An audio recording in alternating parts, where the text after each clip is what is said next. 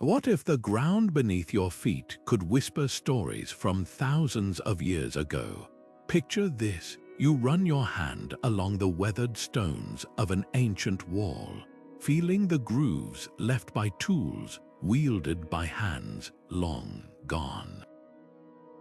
These aren't just rocks, they're silent witnesses to empires rising and falling, to innovations so brilliant they've outlasted civilizations themselves.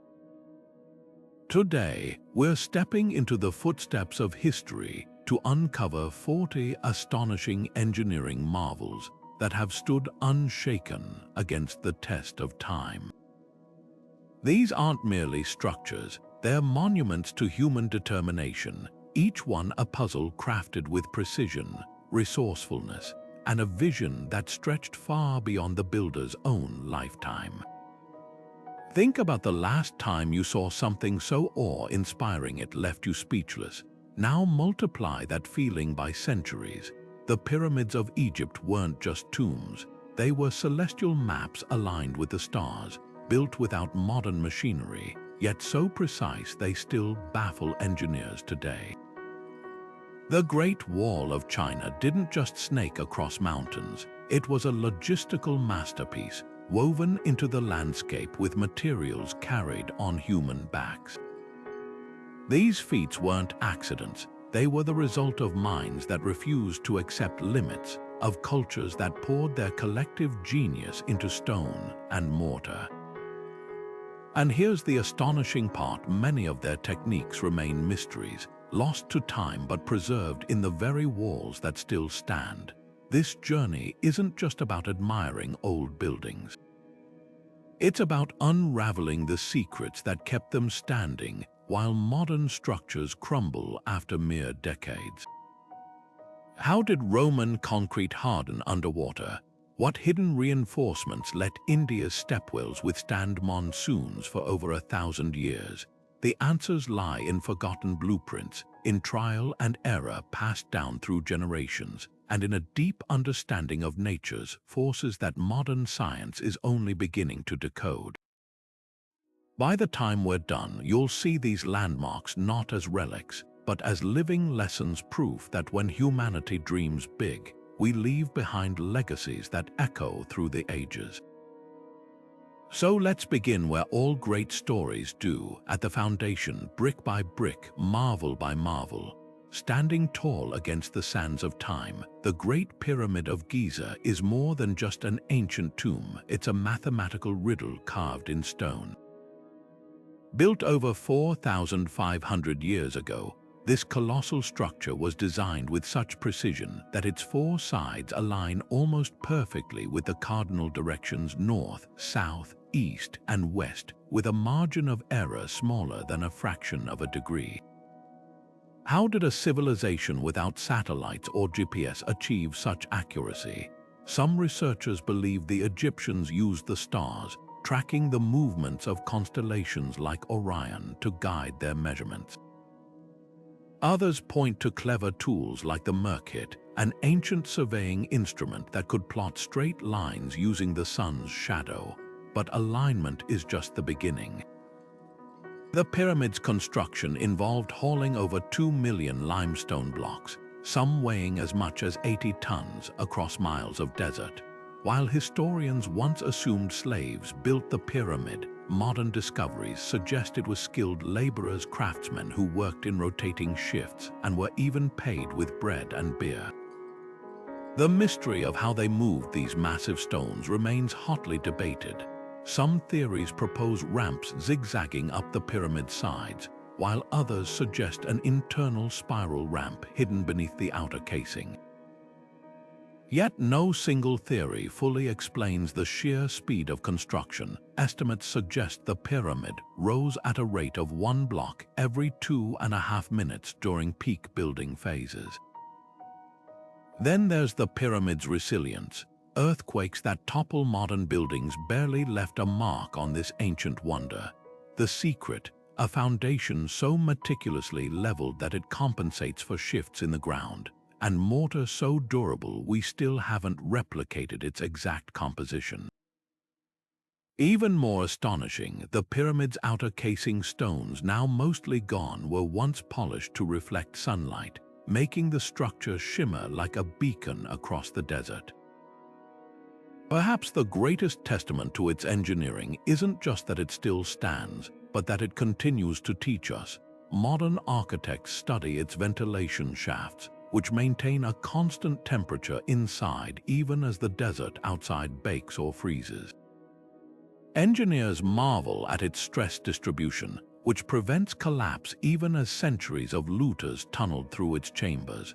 The Great Pyramid isn't just a relic, it's a masterclass in precision, logistics, and durability, left behind by people who saw further into the future than we might ever realize.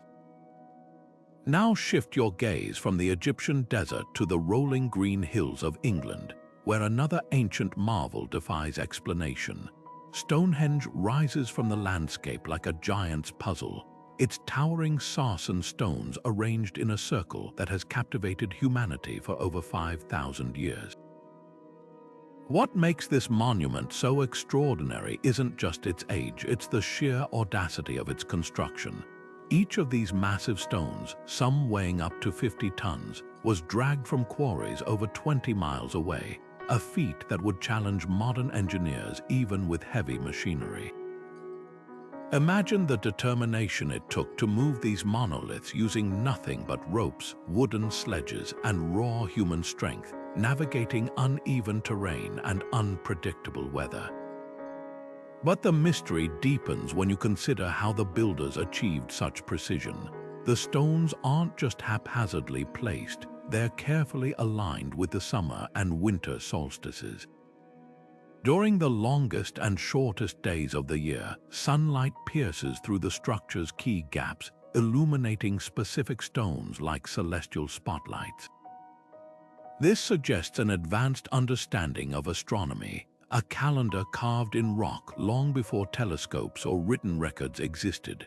Was Stonehenge an ancient observatory, a temple for sun worship, or perhaps a burial ground for the elite?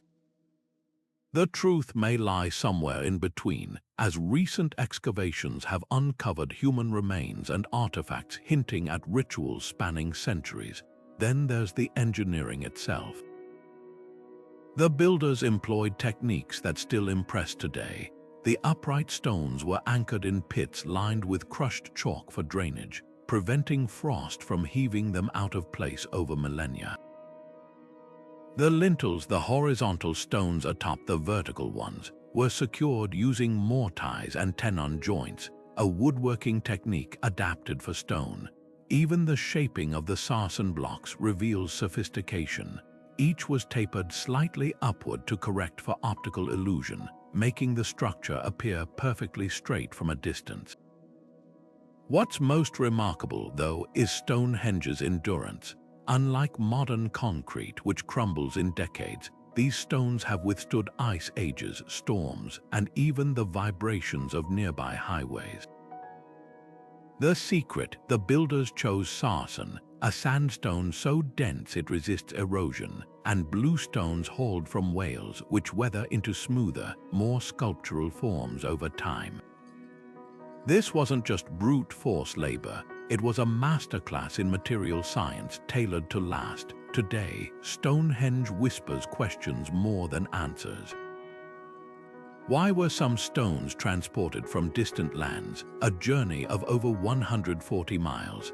How did Neolithic people coordinate such a project across generations? Every chip in the rock, every alignment with the stars feels like a message in a language we're still learning to decode. One thing is certain: this wasn't just a pile of rocks.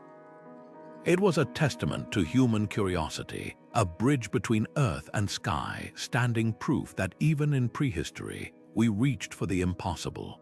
From the solitary stones of Stonehenge to a serpentine fortress stretching beyond horizons, the Great Wall of China redefines what it means to build for eternity. Winding over 13,000 miles across mountains, deserts, and grasslands, this isn't just a wall, it's an entire defensive ecosystem carved into the earth. What's astonishing isn't just its length, but how it morphs to meet the land. In the arid west, builders used tamped earth, layers of soil and gravel compacted so tightly they've hardened like rock over centuries. Further east, where enemies pressed closer, the wall transforms into brick and stone, rising 30 feet high with parapets wide enough for 5 horsemen to ride abreast. This wasn't a one-size-fits-all solution. It was a masterclass in adapting materials to geography, turning the very landscape into an ally. But the Great Wall's genius lies in its details.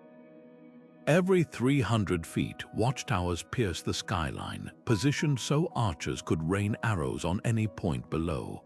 Yet these towers weren't just for combat, they were an ancient communication network. By day, smoke signals billowed between them. By night, flames leaped from tower to tower, relaying messages faster than a galloping horse.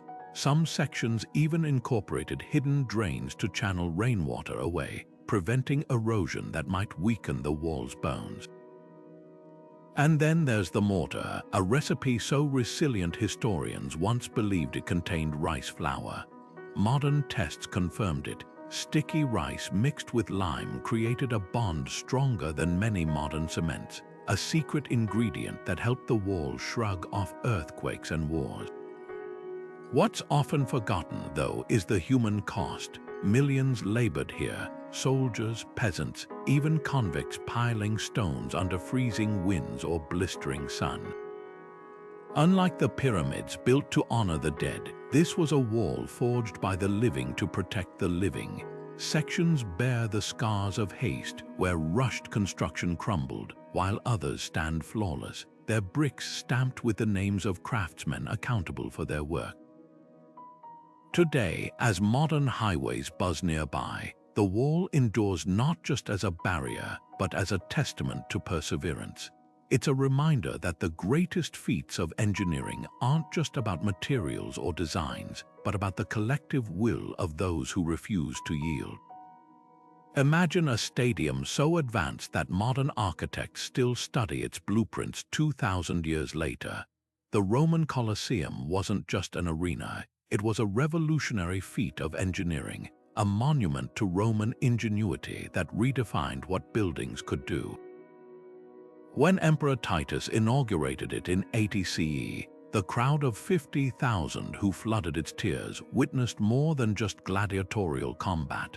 They stepped into the world's first mega venue, a structure so meticulously designed it could empty all its spectators in under 15 minutes.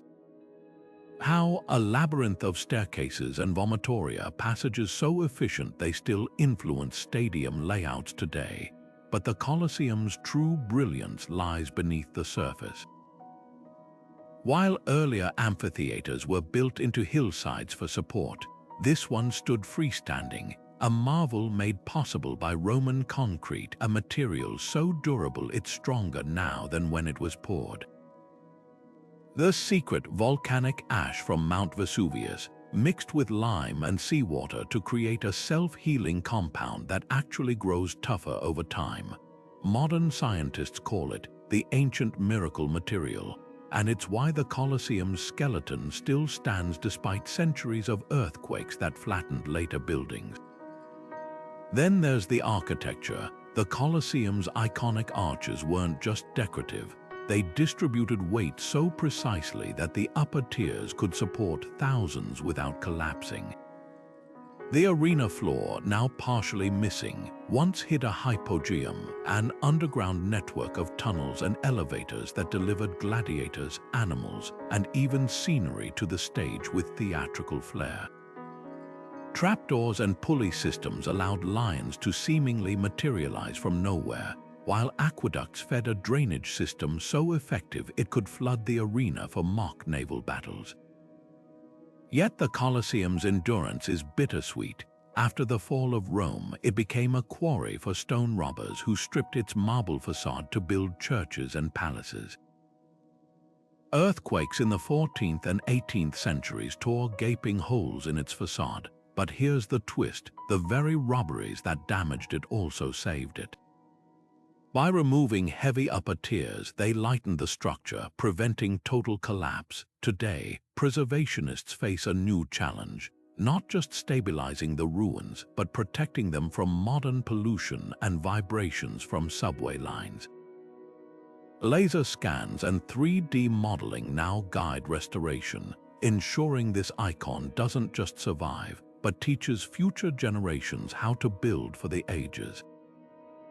Standing in its shadow today, you're not just looking at ruins, you're seeing a blueprint for modernity, a reminder that the greatest engineering isn't about brute strength, but about solving problems no one else dared to tackle. The Colosseum wasn't built to last 2,000 years, yet here it stands, a masterclass in innovation, whispering that the future belongs to those who build with vision. The Pantheon in Rome doesn't just defy time, it laughs in the face of gravity. Step inside this 2,000-year-old temple, and your gaze immediately rockets upward to the dome, a perfect hemisphere of concrete suspended impossibly overhead. No steel beams, no modern reinforcements, just raw engineering genius. At 142 feet in diameter, it remains the largest unreinforced concrete dome ever built, a record unbroken for 18 centuries. How did the Romans achieve what modern engineers still struggle to replicate? The answer lies in their mastery of materials and mathematics. Start with the concrete itself, a recipe so advanced it's still being reverse engineered today. Builders mixed volcanic ash from nearby Pozzuoli with lime and aggregates, creating a lightweight yet incredibly strong blend. But here's the twist, they didn't use the same mix throughout. As the dome rises, the concrete gradually lightens, shifting from dense basalt at the base to porous pumice near the top. This clever grading reduces weight without sacrificing strength, a stroke of innovation modern architects call material optimization. And then there's the oculus, the 27-foot-wide opening at the dome's peak. Far from a structural weakness, this void acts like a keystone in an arch, distributing tension evenly around the dome's circumference. When rain falls through it, the slightly convex floor and hidden drains whisk the water away silently, a system so effective it's kept the interior dry for millennia. But the Pantheon's brilliance isn't just in how it was built, it's in how it's used. While other ancient monuments crumbled into ruins, this temple never stopped serving humanity. Originally dedicated to Roman gods, it became a Christian church in the 7th century, ensuring continuous maintenance that spared it from becoming a quarry like so many classical buildings. The marble floors under your feet, they're the originals, worn smooth by millions of footsteps across generations. The bronze doors, though restored, still swing on hinges aligned by engineers who understood the sun's path better than we often do today. Perhaps most astonishing is how the Pantheon teaches us about Roman cosmology. The oculus isn't just a skylight, it's a celestial clock. At midday on the summer solstice, sunlight pierces through like a spotlight, striking a specific point on the interior. During the equinoxes, the beam aligns perfectly with the entrance, framing the doorway in light. This wasn't just architecture, it was a dialogue between earth and sky, a space where geometry and astronomy became one. Today, as modern skyscrapers rise and fall around it, the Pantheon stands unshaken. Earthquakes that leveled newer buildings barely left a crack in its walls. The secret, those massive walls aren't solid, they're honeycombed with hidden chambers and arches that absorb shocks like a sponge. Engineers now call this structural forgiveness, and it's why the Pantheon outlived empires. It's not just a relic of the past, it's a living classroom proving that the best engineering doesn't fight nature, it collaborates with it. High above the clouds, where the air thins and the mountains scrape the sky, Machu Picchu clings to the Andes like a masterpiece carved into the living rock.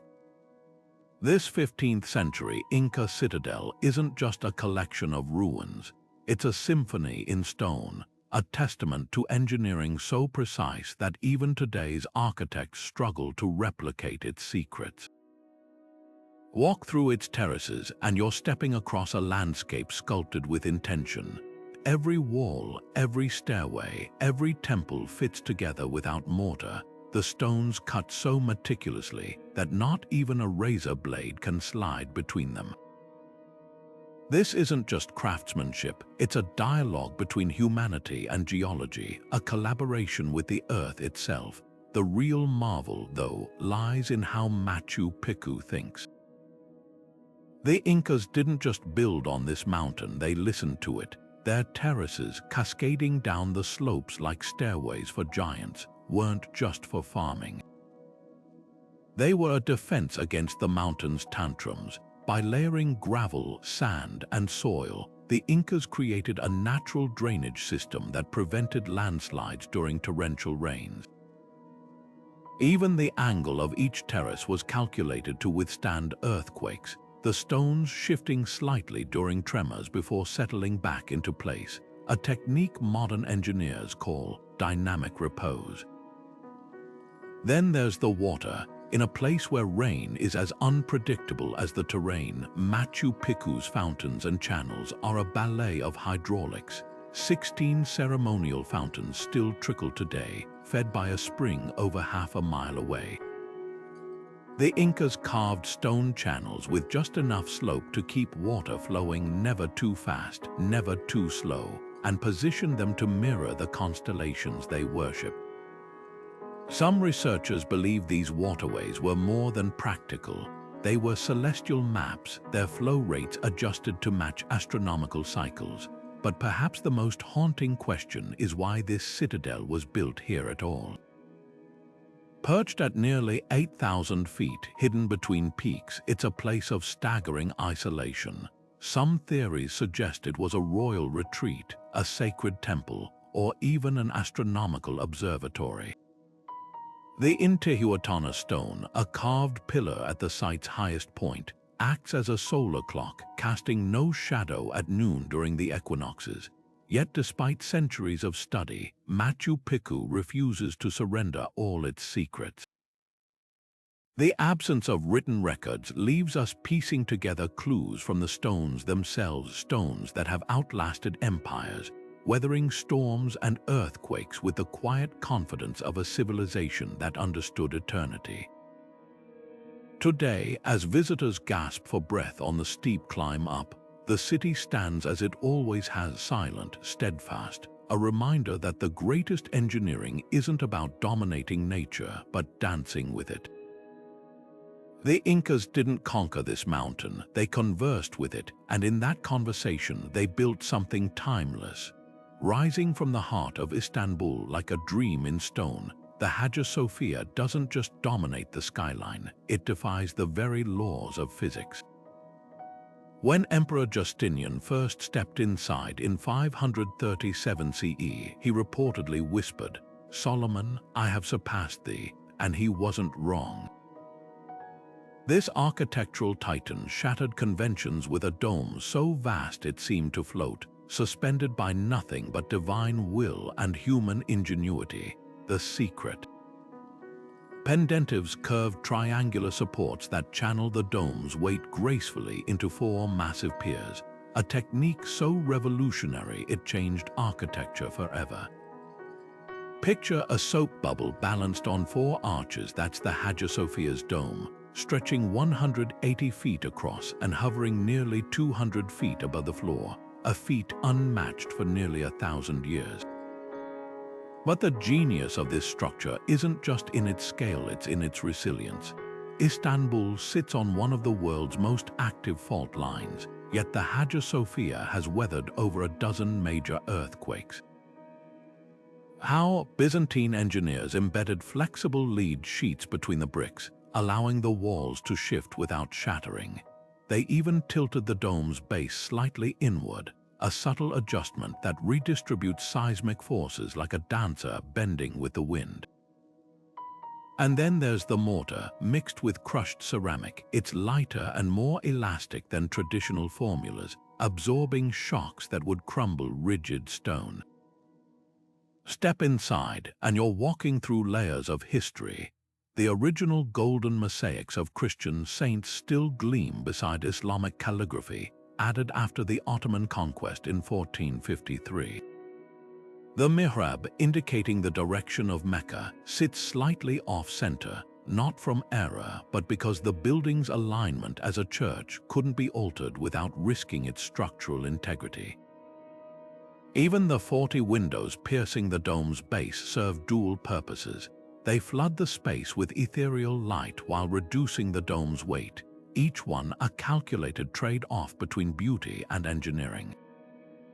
Today, as both museum and symbol, the Hagia Sophia whispers a lesson modern architects are only beginning to relearn. The best designs aren't just strong or beautiful, they're adaptable. Its walls have echoed with Latin hymns, Arabic prayers, and now the murmurs of tourists from every corner of the globe. Through fires, wars, and tremors, it stands not as a relic of a single era, but as a living testament to humanity's endless quest to reach literally for the heavens. The Leaning Tower of Pisa wasn't built to lean, it was built to stand tall, a proud bell tower for the cathedral square. Yet from the moment workers laid its foundation in 1173, the ground beneath it had other plans. Soft, unstable clay and sandy soil on one side began to compress under the weight, tilting the structure before it even reached its third story. Builders tried to compensate, crafting slightly taller columns on the sinking side and adjusting the upper floors. But the tower had already decided its destiny. It would become the world's most famous architectural accident, a monument to imperfection that somehow outlasted centuries of gravity's relentless pull. What's astonishing isn't just the lean, it's that the tower didn't collapse. At its worst, the top protruded over 15 feet from where it should have been, defying physics like a frozen waterfall of marble. Medieval engineers, lacking modern tools, unknowingly saved it with their mistakes. The tower's slow construction stretched over 200 years due to wars, and funding gaps allowed the soil to settle gradually, preventing a sudden, catastrophic failure. Even the hollow, cylindrical design, originally chosen to save materials, lent unexpected flexibility, helping the structure redistribute stress like a tree bending in the wind. Modern interventions didn't erase the lean, they negotiated with it. In the 1990s, engineers delicately removed soil from beneath the higher side, allowing the tower to settle back slightly. Steel cables and counterweights provided temporary support, but the real hero was lead hundreds of tons of it, stacked as ballast in the base. The result: the tower straightened just enough to stabilize, reducing its tilt by 17 inches while preserving its iconic silhouette. Today, sensors embedded in the stone monitor every subtle shift, creating a real-time dialogue between medieval craftsmanship and 21st century technology. The tower's true lesson isn't about fixing mistakes, it's about embracing them. Unlike the Pantheon or the pyramids, this isn't a monument to perfection. It's a testament to adaptability, to the beauty of unintended consequences. Tourists flock not despite the lean, but because of it. In a world obsessed with precision, the Tower of Pisa stands as a reminder that sometimes the most enduring legacies are the ones that wobble. Standing sentinel on the wind-battered shores of Easter Island, the Moai statues aren't just stone figures, they're a silent chorus of giants, each one a testament to a civilization that turned isolation into innovation. Carved from volcanic tuff between the 15th and 17th centuries, these monoliths average 13 feet tall but can reach heights rivaling a 4-story building, with the largest weighing as much as 82 tons, the equivalent of 30 mid-sized cars. Yet their sheer size pales next to the real mystery. How did the Rapa Nui people move them across miles of rugged terrain without wheels, beasts of burden, or metal tools? Theories abound, each more ingenious than the last. Some suggest wooden sledges gliding over log rollers, a method that would have required vast quantities of timber, a resource notably scarce on the island by the time Europeans arrived. Others propose a rocking motion, with teams using ropes to walk the statues upright in a rhythmic sway, a technique demonstrated in modern experiments.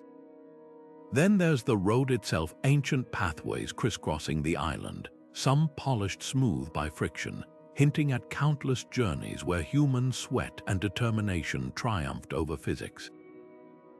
But here's the twist. Recent studies reveal these roads aren't flat. They're subtly concave, engineered to distribute weight efficiently, proving the Rapa Nui didn't just brute force their way through the problem. They engineered a solution. What's often overlooked, though, is the Moai's defiance of time. Carved from compressed volcanic ash, the statues possess a porous yet resilient structure that allows them to breathe with the environment.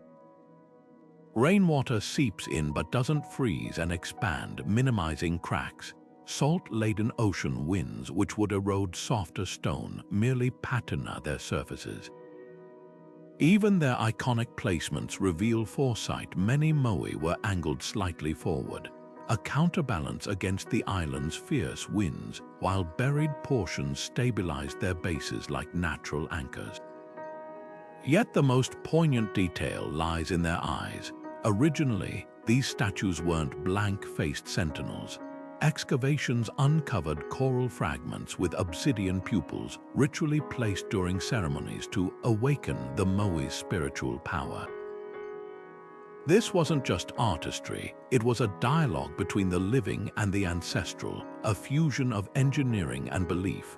Today, as modern tools struggle to replicate their transport, the Moai stand as more than relics. They're a challenge, an invitation to rethink what's possible when human ingenuity meets the limits of a lonely island's resources.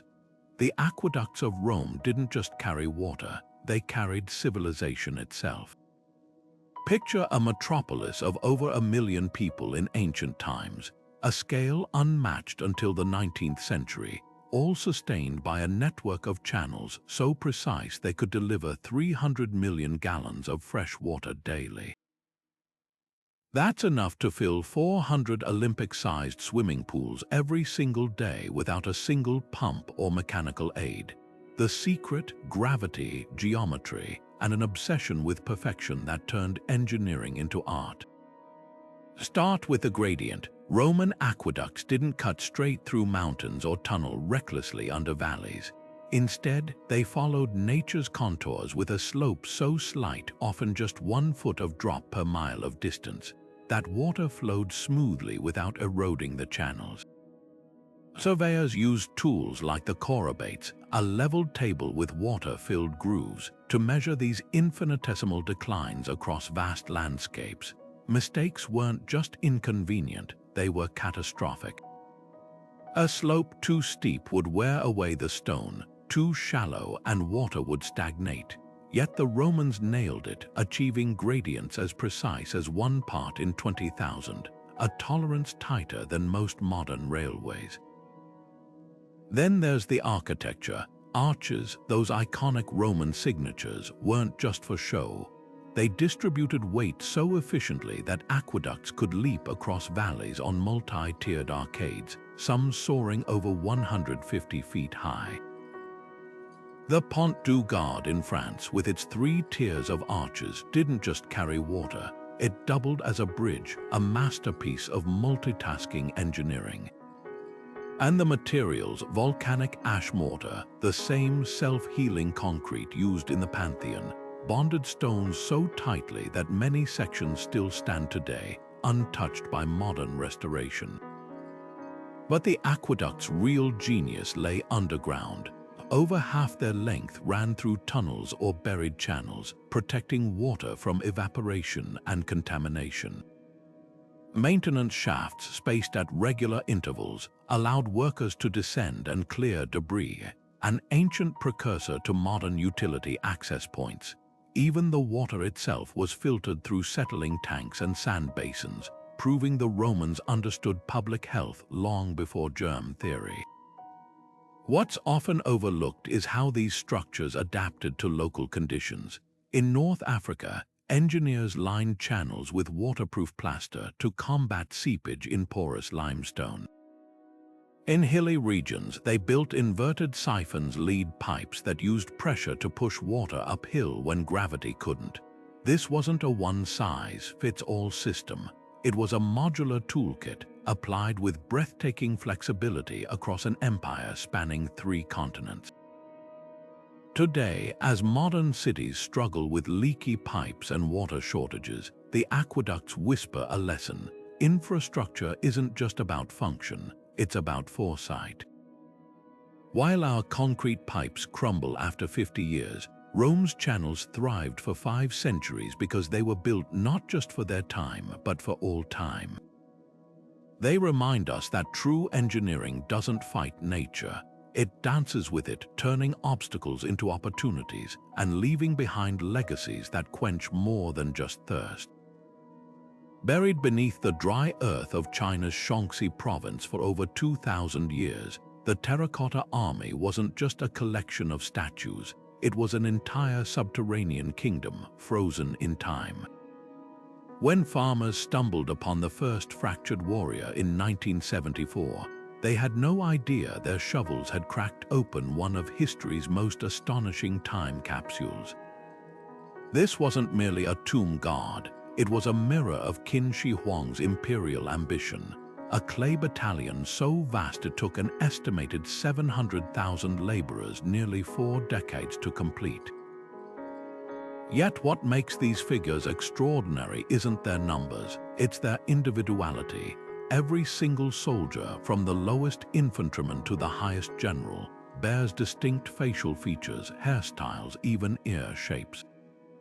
Some scholars believe they were modeled after real members of the emperor's army, immortalized in fired earth to serve him in the afterlife. The craftsmanship borders on the supernatural. Each life-sized figure was built from the ground up literally. Hollow legs supported torsos coiled from clay strips, while arms and heads were crafted separately and attached with mortise and tenon joints, a technique usually reserved for woodworking. The artisans even signed their work. Hidden inscriptions reveal at least 87 master sculptors overseeing teams of apprentices, but the real magic happened in the kilns. Firing such massive figures, some weighing over 600 pounds, without cracks or warping required perfect temperature control. Analysis of the clay shows they mixed different soil types to prevent shrinkage, while kilns were strategically placed to maintain even heat distribution. The result, statues so durable they've survived earthquakes, floods, and 2 millennia of silent vigil. Yet the army's preservation owes as much to its underground fortress as to its construction. The pits housing the soldiers are architectural marvels themselves. Rammed earth walls, compacted layer by layer, created chambers strong enough to withstand the weight of the soil above. Corridors were floored with ceramic bricks, while ceilings were reinforced with wooden beams sealed with a paste of hemp and clay, an ancient moisture barrier. Most ingenious of all was the drainage system.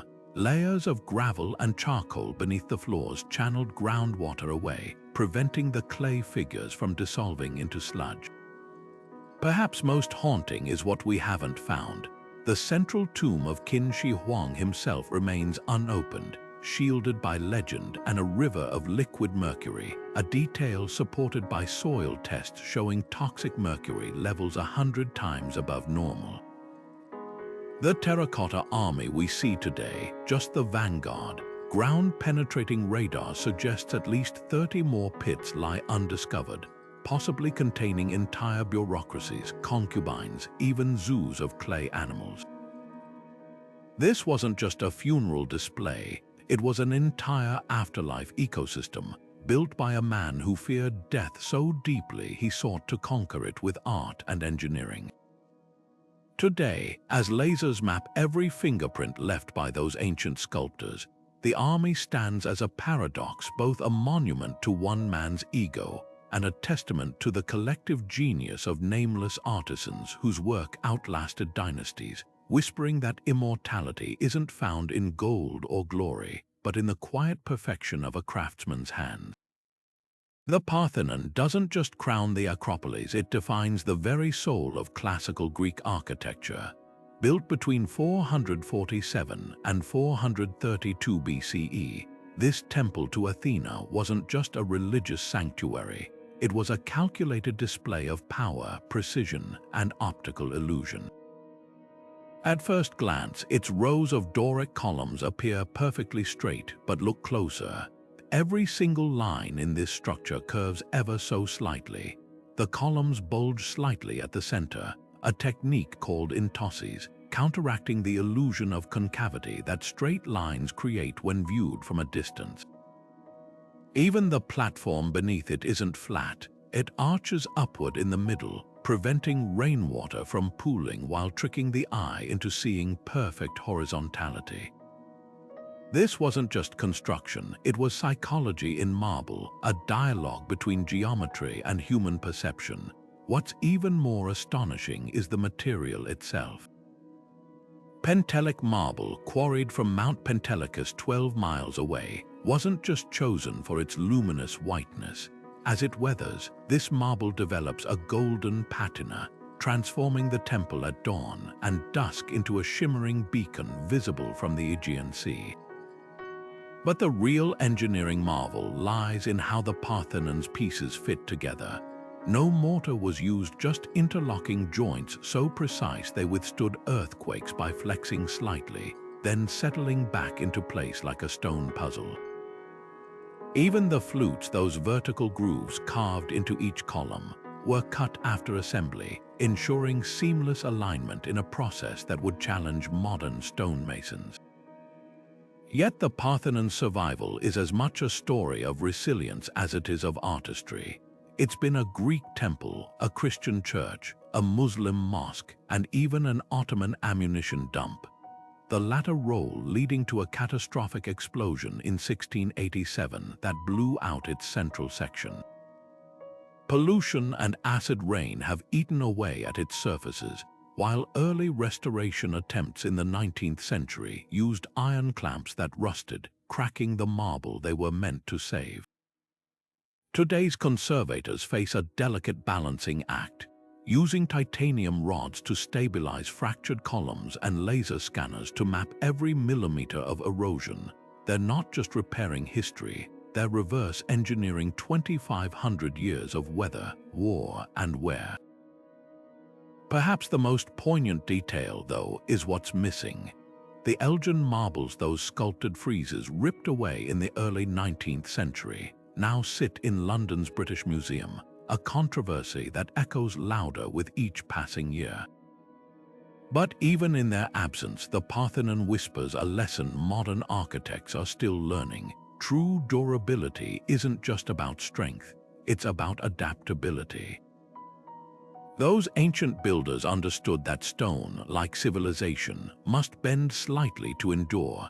Today, as cranes hover over the Acropolis like mechanical herons, the Parthenon stands not as a ruin, but as a work in progress, a testament to the idea that some legacies are too vital to be left to the past.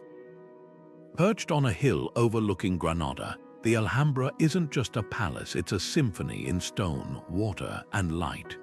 Built in the 14th century by the Nasrid dynasty, this Moorish masterpiece turns architecture into poetry, where every archway whispers geometry and every courtyard sings with the sound of flowing water. What makes the Alhambra extraordinary isn't just its beauty, it's the way form and function dance together in perfect harmony. Take the iconic Court of the Lions, where 12 marble lions spout water into a channeled fountain, their mouths precisely angled to distribute liquid evenly without a single pump. This isn't just decoration, It's hydraulic engineering disguised as art, a system so advanced it's kept the courtyard alive for over 600 years. But water is just the beginning. The Alhambra's walls are canvases of carved stucco and kaleidoscopic tilework, patterns so intricate they seem to vibrate with mathematical energy. Islamic artisans employed a technique called Muqarnah's honeycomb-like vaulting that dissolves ceilings into shimmering stalactites of light and shadow. These weren't arbitrary designs, they were cosmic blueprints, reflecting the Islamic belief in the infinite nature of God through repeating, unfurling geometries that defy the eye to find a beginning or end. Even the colors held meaning. Cobalt blues symbolized divinity, while greens evoked paradise, all baked into tiles using formulas so guarded that modern chemists still struggle to replicate their luminosity. Then there's the Alhambra's secret weapon, adaptation. When Catholic monarchs conquered Granada in 1492, they didn't demolish the palace, they embellished it. Gothic elements blended seamlessly with Moorish arches, proving great design transcends ideology. The palace's survival through earthquakes, wars, and neglect owes much to its original builders' foresight. Walls were intentionally thick to insulate against scorching summers, while breezeways and reflecting pools created natural air conditioning. The famous acequia's ancient irrigation channels still funnel snowmelt from the Sierra Nevada into fountains and gardens, a testament to a water management system so efficient it's studied by drought-prone cities today. Standing in the Hall of the Ambassadors, where sunlight filters through lattice screens to paint the floor with moving stars, you realize the Alhambra's true genius. It wasn't built to impress with sheer scale like the pyramids or with brute strength like the Colosseum. Its power lies in subtlety, in the way a whisper of wind through a courtyard becomes a melody, or how a shadow at noon traces the exact shape of an arch's curve. This is engineering as an act of reverence, a reminder that the finest structures don't dominate their surroundings, they converse with them, turning sunlight, water, and stone into something timeless.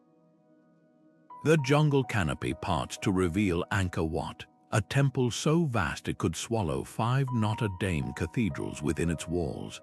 Built in the 12th century by King Suryavarman II, this Cambodian marvel isn't just a religious site, it's a celestial compass carved in sandstone. Every inch of its 200 acres whispers precision, from the towers mirroring the peaks of Mount Meru, the sacred Hindu cosmic mountain, to the moat representing the oceans at the edge of the universe. But what truly stuns modern engineers isn't the scale, it's the silence. Over 5 million sandstone blocks, some weighing nearly 2 tons, were hauled from quarries 25 miles away, then stacked like a colossal jigsaw puzzle without a single drop of mortar. How the Khmer artisans cut each block with dovetail joints and gravity-defying keystones, fitting them so tightly that even monsoons couldn't shake them apart. Look closer at the walls and you'll find another marvel.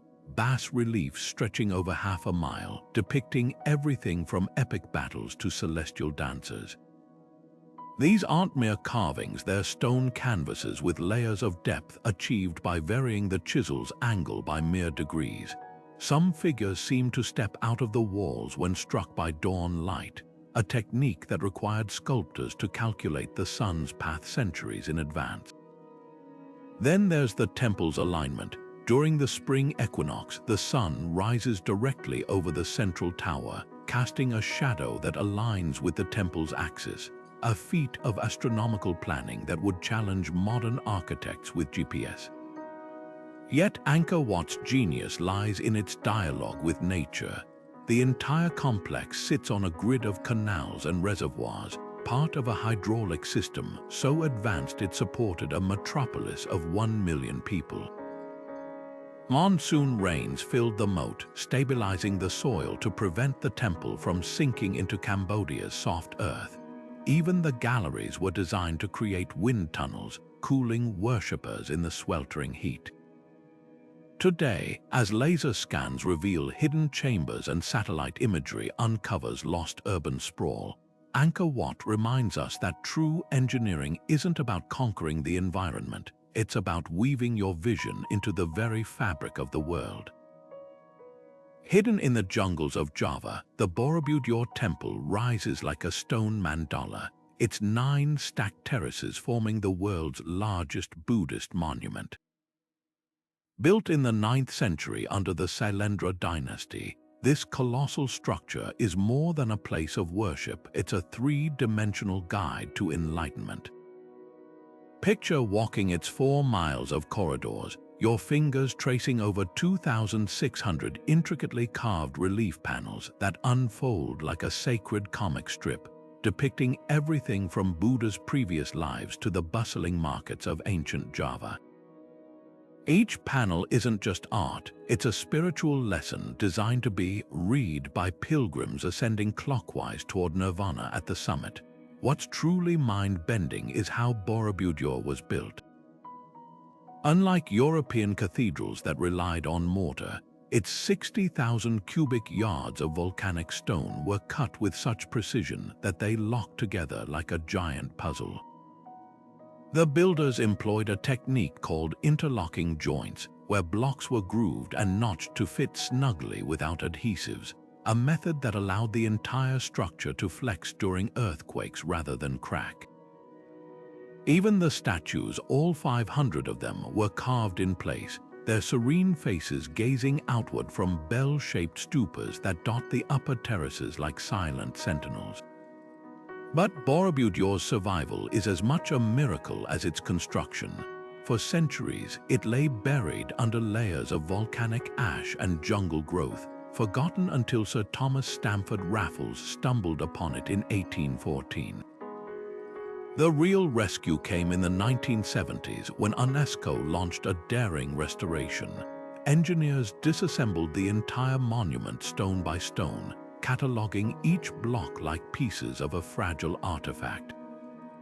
They rebuilt the foundation with modern drainage to prevent erosion, while hidden concrete supports now stabilize the terraces against Java's frequent tremors. The project took 8 years and $12 million, but the result was a revelation. Borobudur re-emerged not as a ruin, but as a living testament to the Sailendra dynasty's vision. Today, the temple faces new challenges. The sulfurous fumes of nearby Mount Marapi threaten its stone, while the footsteps of millions of visitors wear at its carvings. Yet Borobudur endures, its very design teaching resilience. The open-work stupas at its crown, for example, aren't just decorative. They act as wind vents, reducing pressure on the structure during tropical storms. The temple's alignment, too, is no accident. During the equinoxes, sunlight strikes the main staircase at a perfect 90-degree angle, illuminating the entire monument in a golden halo. Standing atop Borobudur at dawn, watching mist curl around its bell-shaped domes, you realize this isn't just architecture. It's a conversation between earth and sky, a monument that whispers how faith, when carved into stone with enough care, can outlast even the most violent forces of nature. Towering over the savanna of southern Africa, the Great Zimbabwe ruins tell a story that colonial explorers once refused to believe, that an advanced African civilization thrived here centuries before European contact. Built between the 11th and 15th centuries, these dry stone walls rise 30 feet high in places, all without a single drop of mortar binding them. Instead, artisans employed a technique called dhaka, meticulously shaping granite blocks to interlock like puzzle pieces, their weight alone holding the walls together through hurricanes and centuries. Walk these ruins today and you can still see the craftsmanship, stones tapered slightly inward as they rise, creating a self-stabilizing slope that shrugs off earthquakes. Some sections curve so precisely they resemble the coils of a stone serpent, while others form narrow passageways designed to funnel cooling breezes through the ancient city. This wasn't just a settlement, it was a metropolis. The ruins sprawl across nearly 1,800 acres, divided into 3 distinct zones that reveal a society with clear social stratification. The hill complex, perched on a granite outcrop, likely housed rulers and spiritual leaders, its strategic position offering panoramic views of trade routes snaking toward the Indian Ocean. Below, the great enclosure's towering walls sheltered elites, their curved passageways and conical towers echoing designs found as far away as Ethiopia and Yemen. Then there's the valley complex, a labyrinth of stone homes suggesting a bustling artisan class. Archaeologists have uncovered evidence of goldsmiths, weavers, and potters here, their workshops positioned to catch the morning light. What's most striking, though, is what these walls traded. Great Zimbabwe sat at the heart of a commercial network stretching to China and Persia. Excavations uncovered Arabian glass, Persian ceramics, and even Ming Dynasty porcelain fragments, proof that this was a global crossroads. The city's wealth came from gold, mined from nearby rivers and traded for luxuries across the Swahili coast. But the real currency was knowledge. Zimbabwe's builders mastered hydrology, channeling rainwater through clay pipes to reservoirs, while their agriculture terraced hillsides to prevent erosion, techniques still used by local farmers today. For years, colonial scholars insisted foreigners must have built these ruins, unable to reconcile them with racist stereotypes of pre-colonial Africa. But the truth lies in the stones themselves. Granite quarries within walking distance bear tool marks matching Zimbabwe's masonry, while oral histories preserved by the Shona people detail their ancestors' construction methods. Today, as laser scans reveal hidden chambers and satellite imagery maps undiscovered settlements, Great Zimbabwe stands as more than ruins. It's a rebuke to those who underestimated Africa's legacy. The walls don't just hold stones, they hold stories of kings, traders, and artisans who built a kingdom so enduring its name means House of Stone in the Shona language, a monument not to conquest but to community. Deep within the winding canyons of southern Jordan, a flash of pink stone emerges like a mirage, the legendary Treasury of Petra. This isn't just a building. It's an entire cityscape carved directly into the living rock by the Nabateans over 2,000 years ago. Imagine standing before its 40-meter-high facade, every column, statue, and urn painstakingly chiseled downward from the cliff face, a subtractive masterpiece where artisans worked top to bottom, removing what wasn't needed to reveal the splendor within. The precision is staggering, floral motifs so delicate they could flutter in the wind, cornices aligned to cast perfect shadows at midday, and alcoves designed to amplify whispers from the canyon floor. This was architecture in reverse, a dance between hammer and stone where one wrong strike could ruin centuries of work. But Petra's genius wasn't just skin deep. The Nabateans didn't just carve pretty facades, they engineered an entire hidden metropolis in one of the driest regions on Earth. Their secret, a labyrinth of terracotta pipes, cisterns, and channels that harvested every precious drop of rainwater. In a place where annual rainfall could vanish in hours, they built dams to slow flash floods, directing water through sandstone filters into reservoirs lined with waterproof plaster. Some conduits ran for miles, their gentle gradients calculated so precisely that water flowed uphill using siphon principles long before Rome's aqueducts. Even the treasury's famous urn, once rumored to hold Pharaoh's treasure, likely functioned as a water distribution point, its hollow interior feeding channels that cooled the plaza below. What's truly remarkable is how Petra stayed hidden for 600 years after its decline.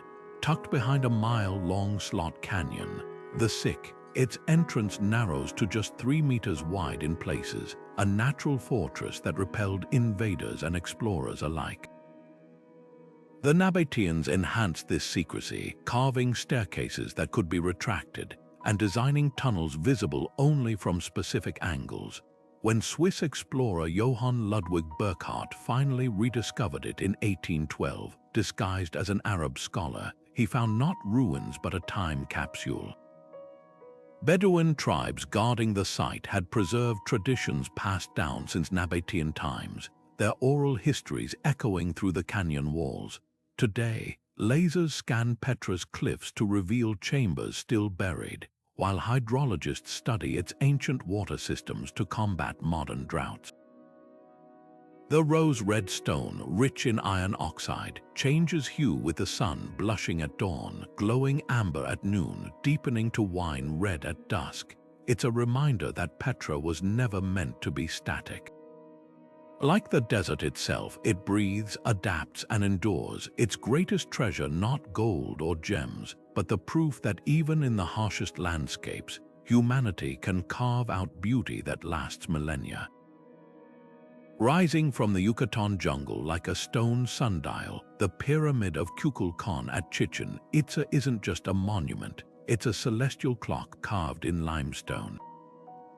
Built by the Maya between the 6th and 9th centuries, this step pyramid's true magic reveals itself twice a year during the equinoxes.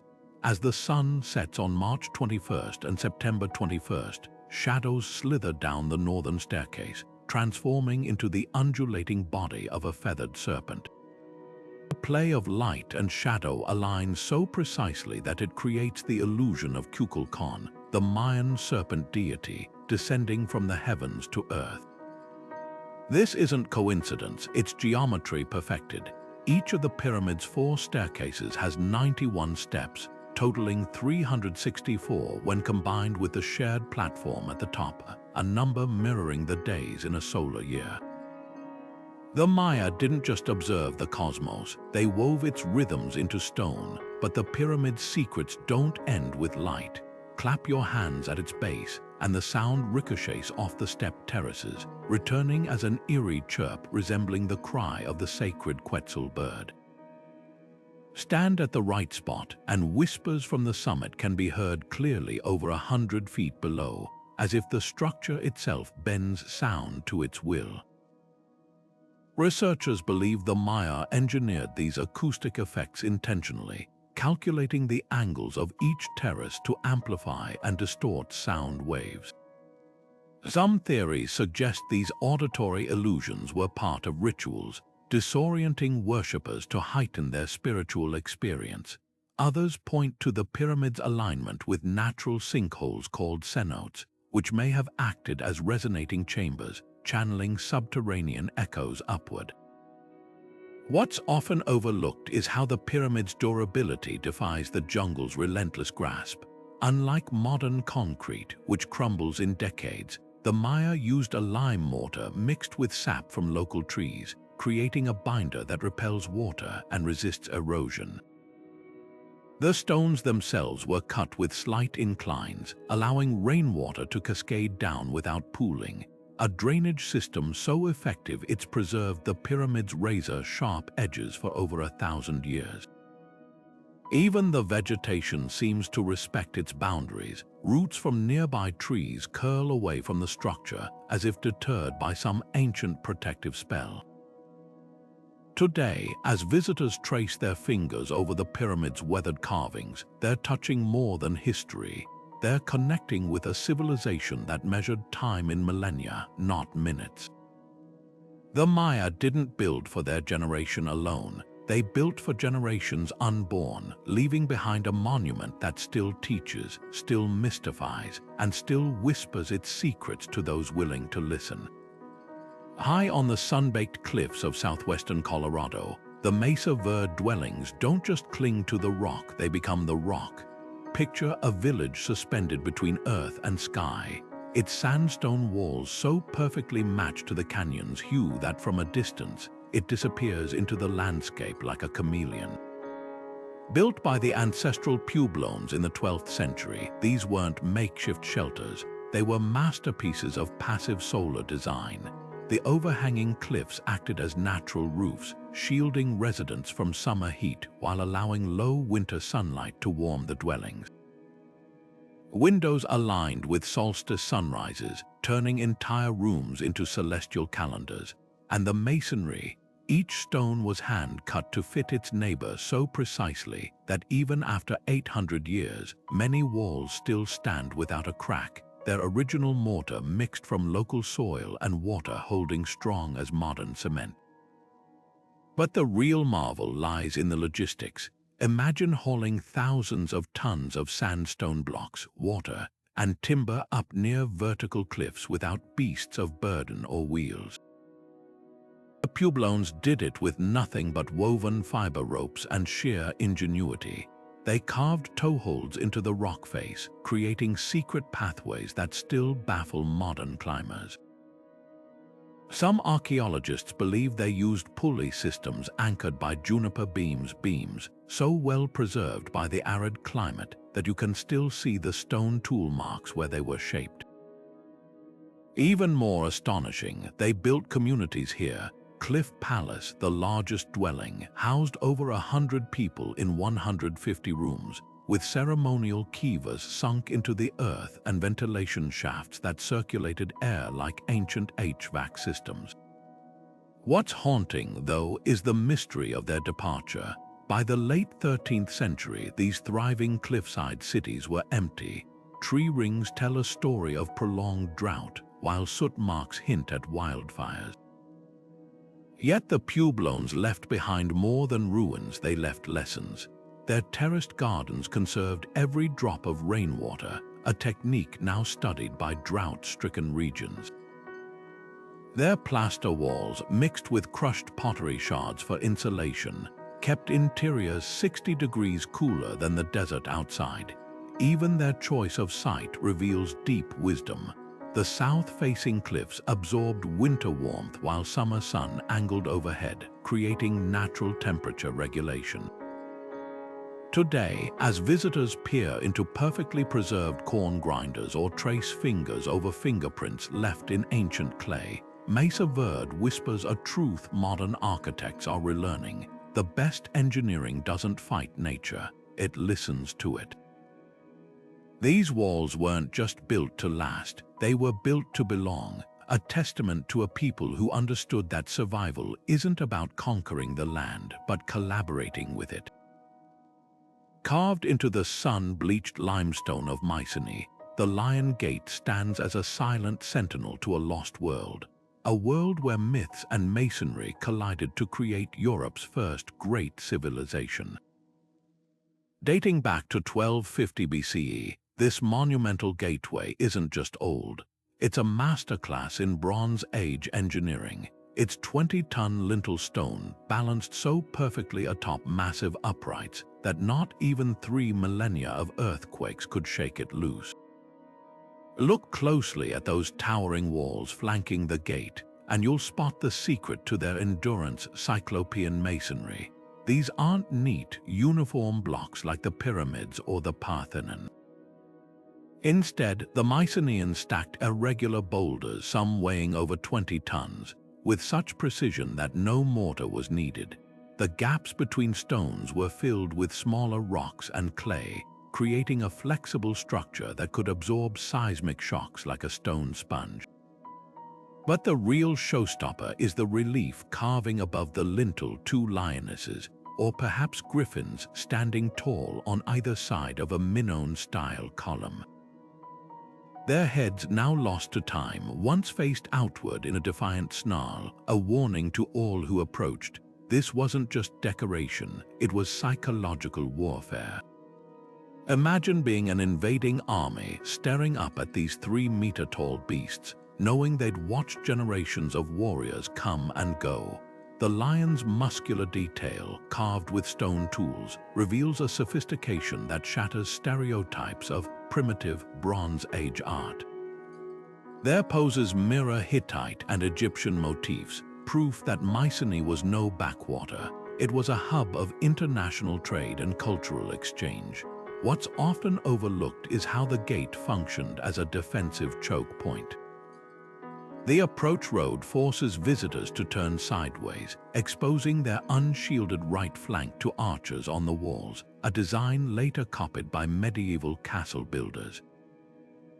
The threshold itself is grooved for a heavy wooden door, while slots above suggest a murder hole for dropping projectiles on attackers. Yet for all its martial might, the Lion Gate also whispers of artistry. The limestone was likely polished to gleam in sunlight, making the lions appear to emerge from the rock itself at certain angles.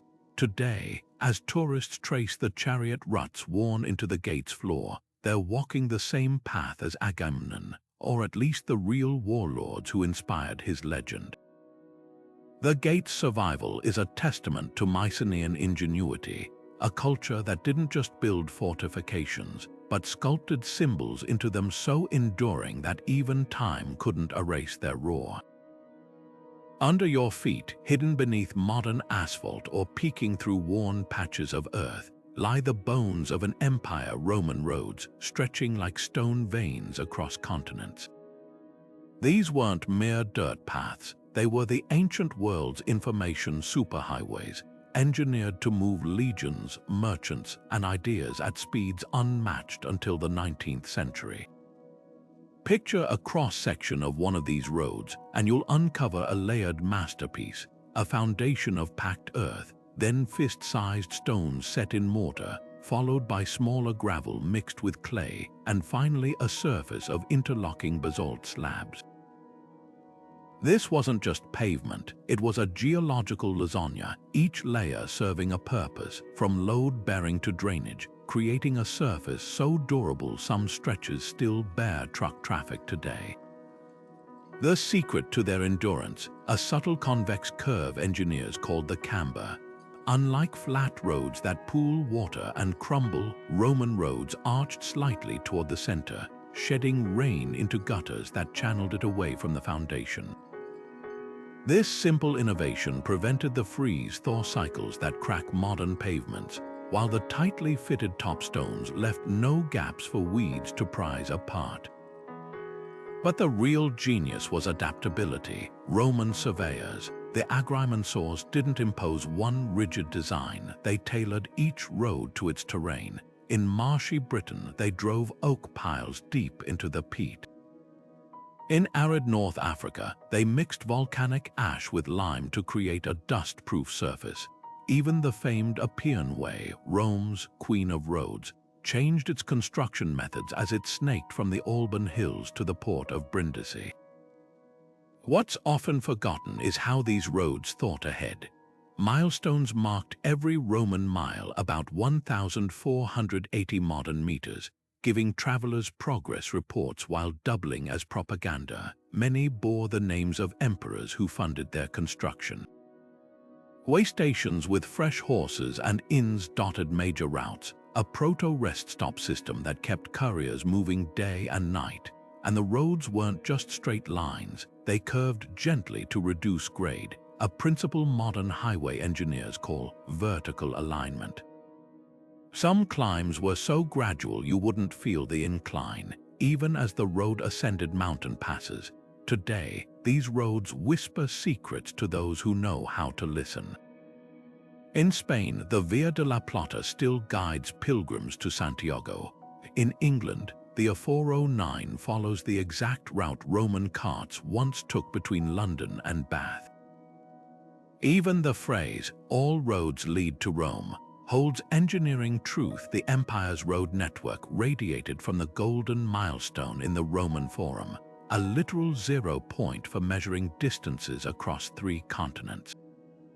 The Romans didn't just build roads, they built a circulatory system for civilization, one that pumped life into the ancient world and still pulses beneath ours.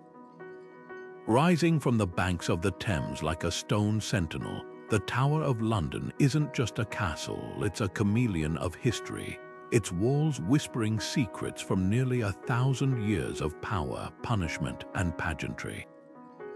Built by William the Conqueror in 1066, this sprawling fortress began as a stark symbol of Norman domination, its 27-foot-thick walls designed to intimidate rebellious Londoners. But what started as a brute force stronghold soon evolved into something far more complex: a royal residence dripping with gold leaf, a vault guarding the crown jewels, even a private zoo housing lions and polar bears gifted to kings.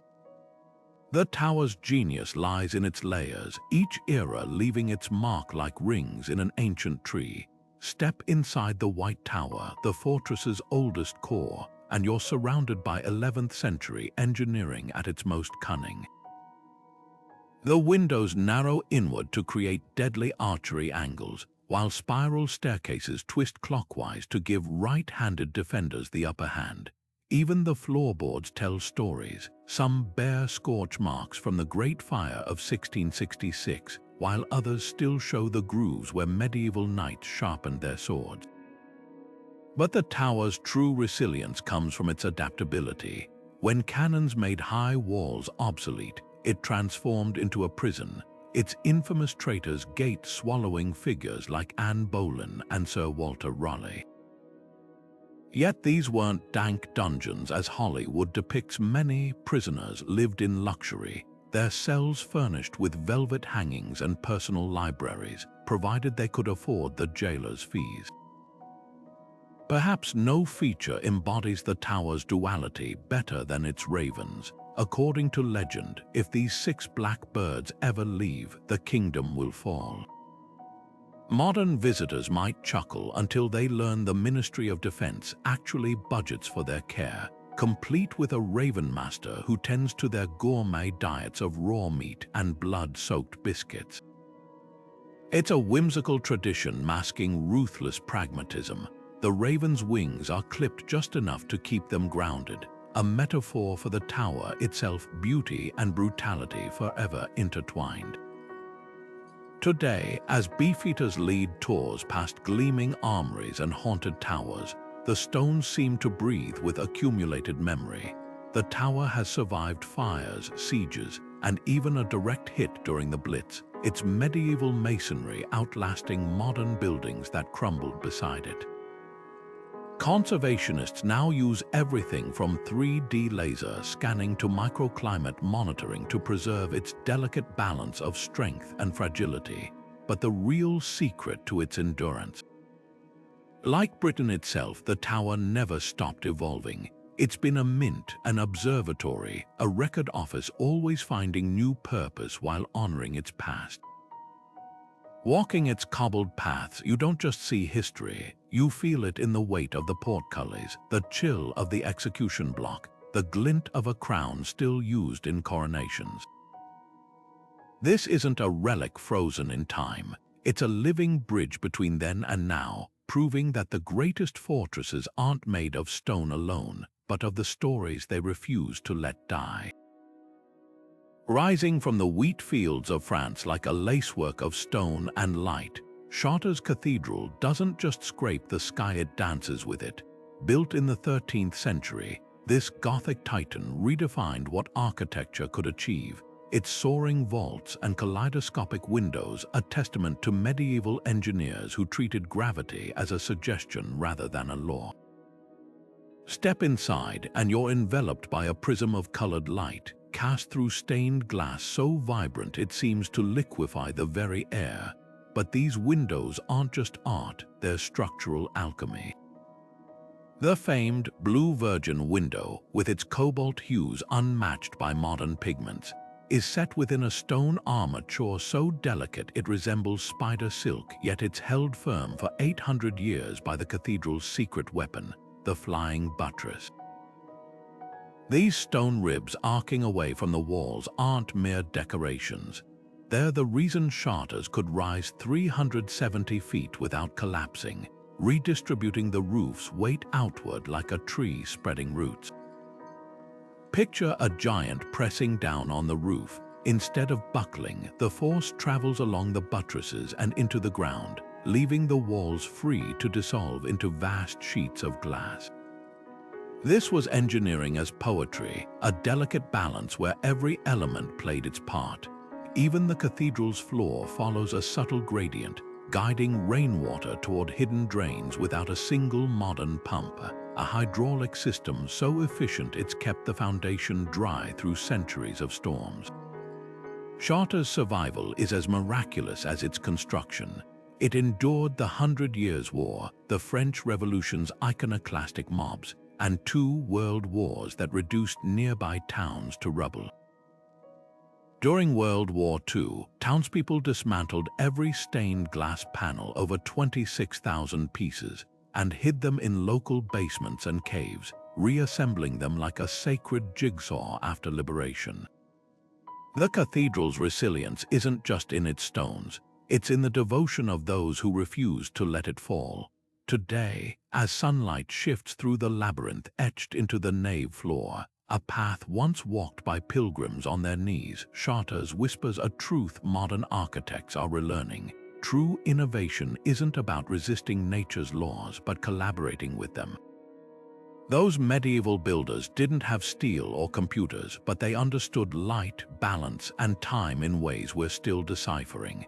The cathedral isn't a relic, it's a living blueprint, proving that the greatest designs aren't just built to last, they're built to inspire. Glowing like a beacon under the Ming Dynasty sun, the porcelain tower of Nanjing wasn't just a pagoda, it was a 9-story symphony in cobalt and white, its every surface shimmering with over 10,000 glazed ceramic tiles. Built in the early 15th century by the Yongle Emperor, this architectural marvel stood nearly 260 feet tall, every inch a testament to China's mastery of both art and engineering. Picture walking its octagonal base, your eyes drawn upward past tier after tier of eaves adorned with golden bells that sang with the breeze, each level narrowing like the petals of a lotus reaching for the heavens. The tower wasn't merely beautiful, it was a technological triumph. Its brick core, reinforced with iron rods, resisted earthquakes that toppled lesser structures, while the porcelain cladding, far more than decoration, acted as a rain shield, its glossy surface shedding water to protect the masonry beneath. What set this tower apart wasn't just its construction, but its purpose.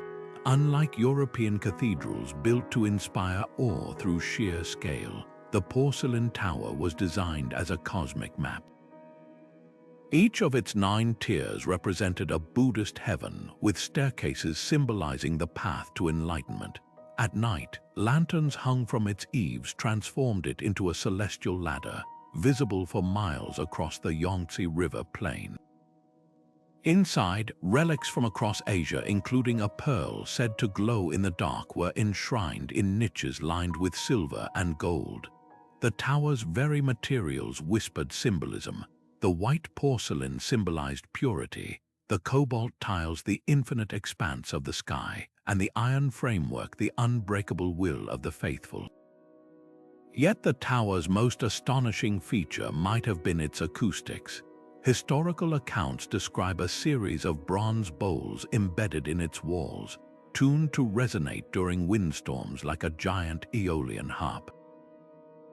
Some scholars believe these weren't just musical embellishments, but early seismic sensors, their changing tones warning of distant earthquakes long before tremors arrived.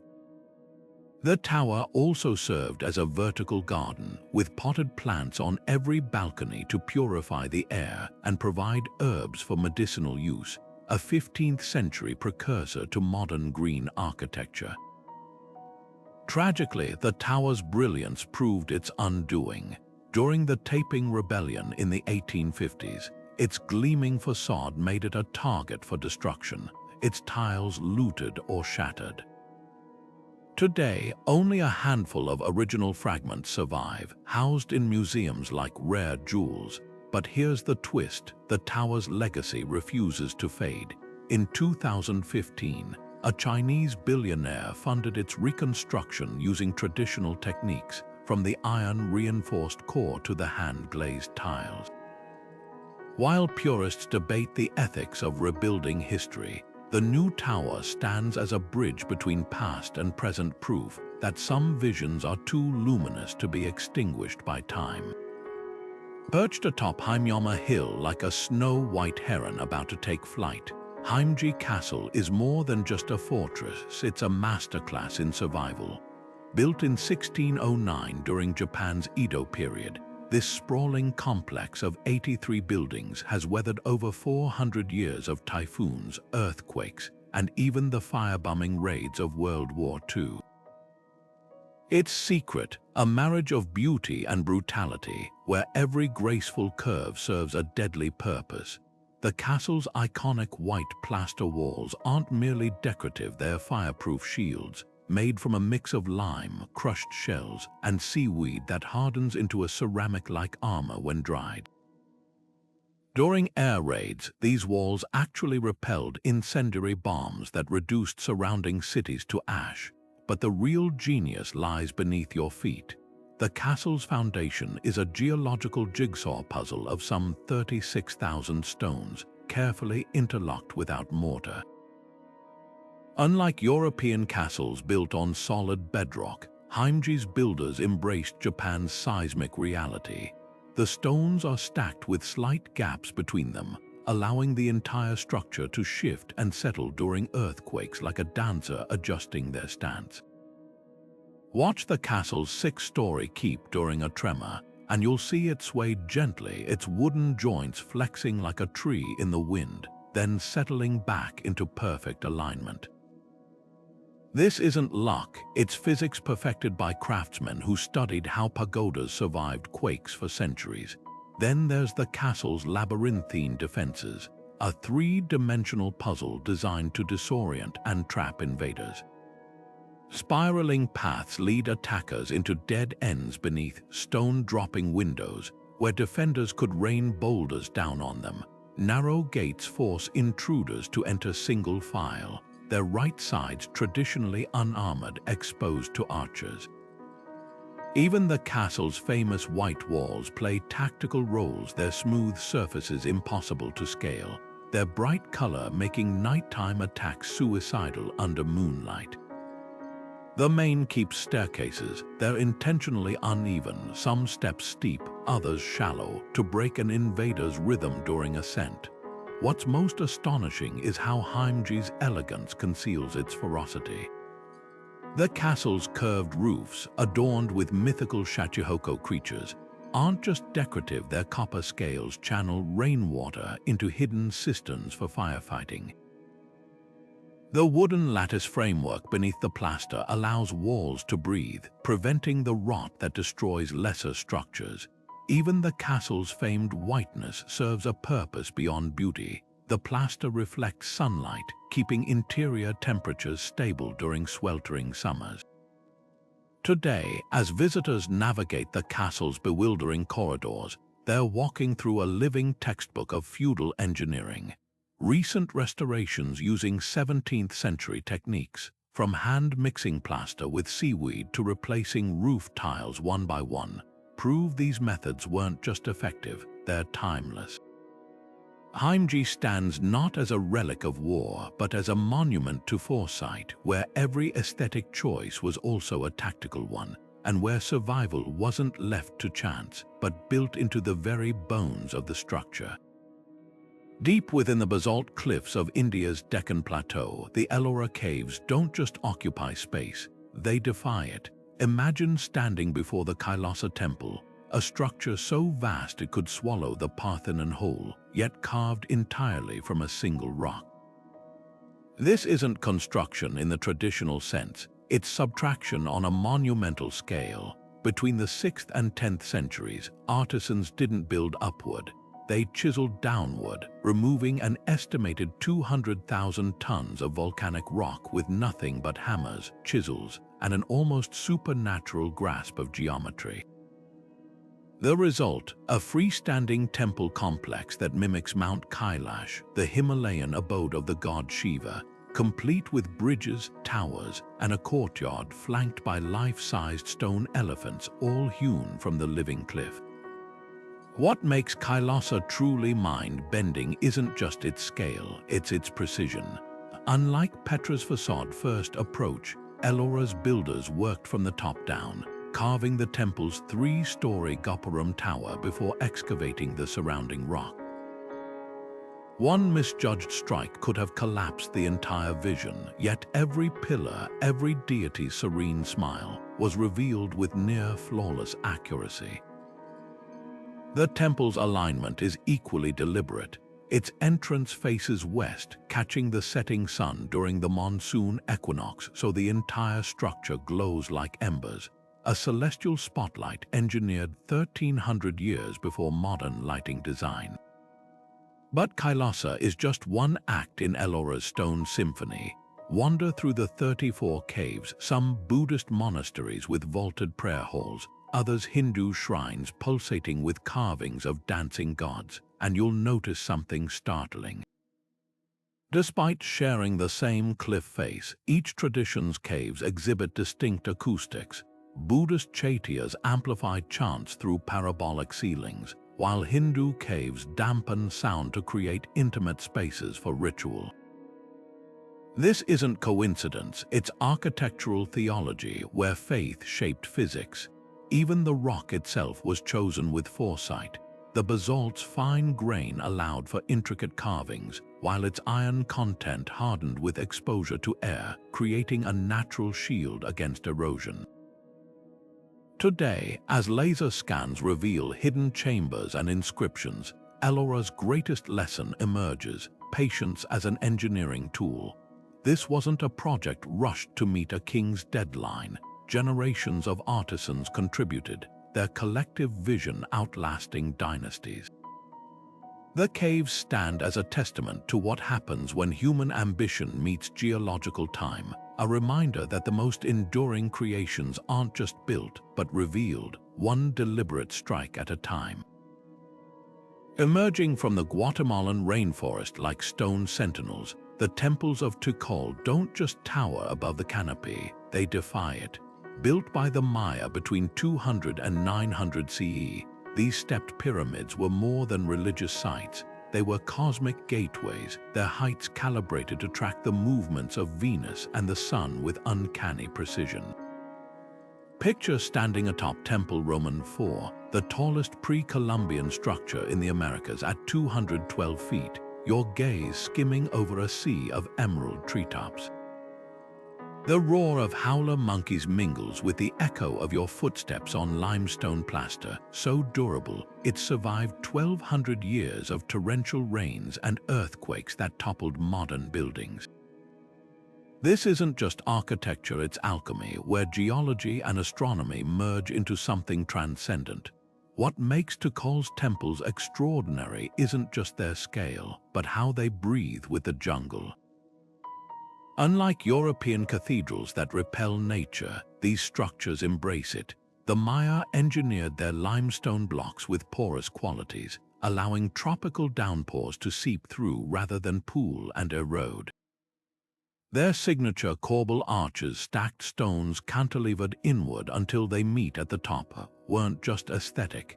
They distributed weight so efficiently that many still stand today despite the absence of mortar. Even the staircases tell a story of ingenuity.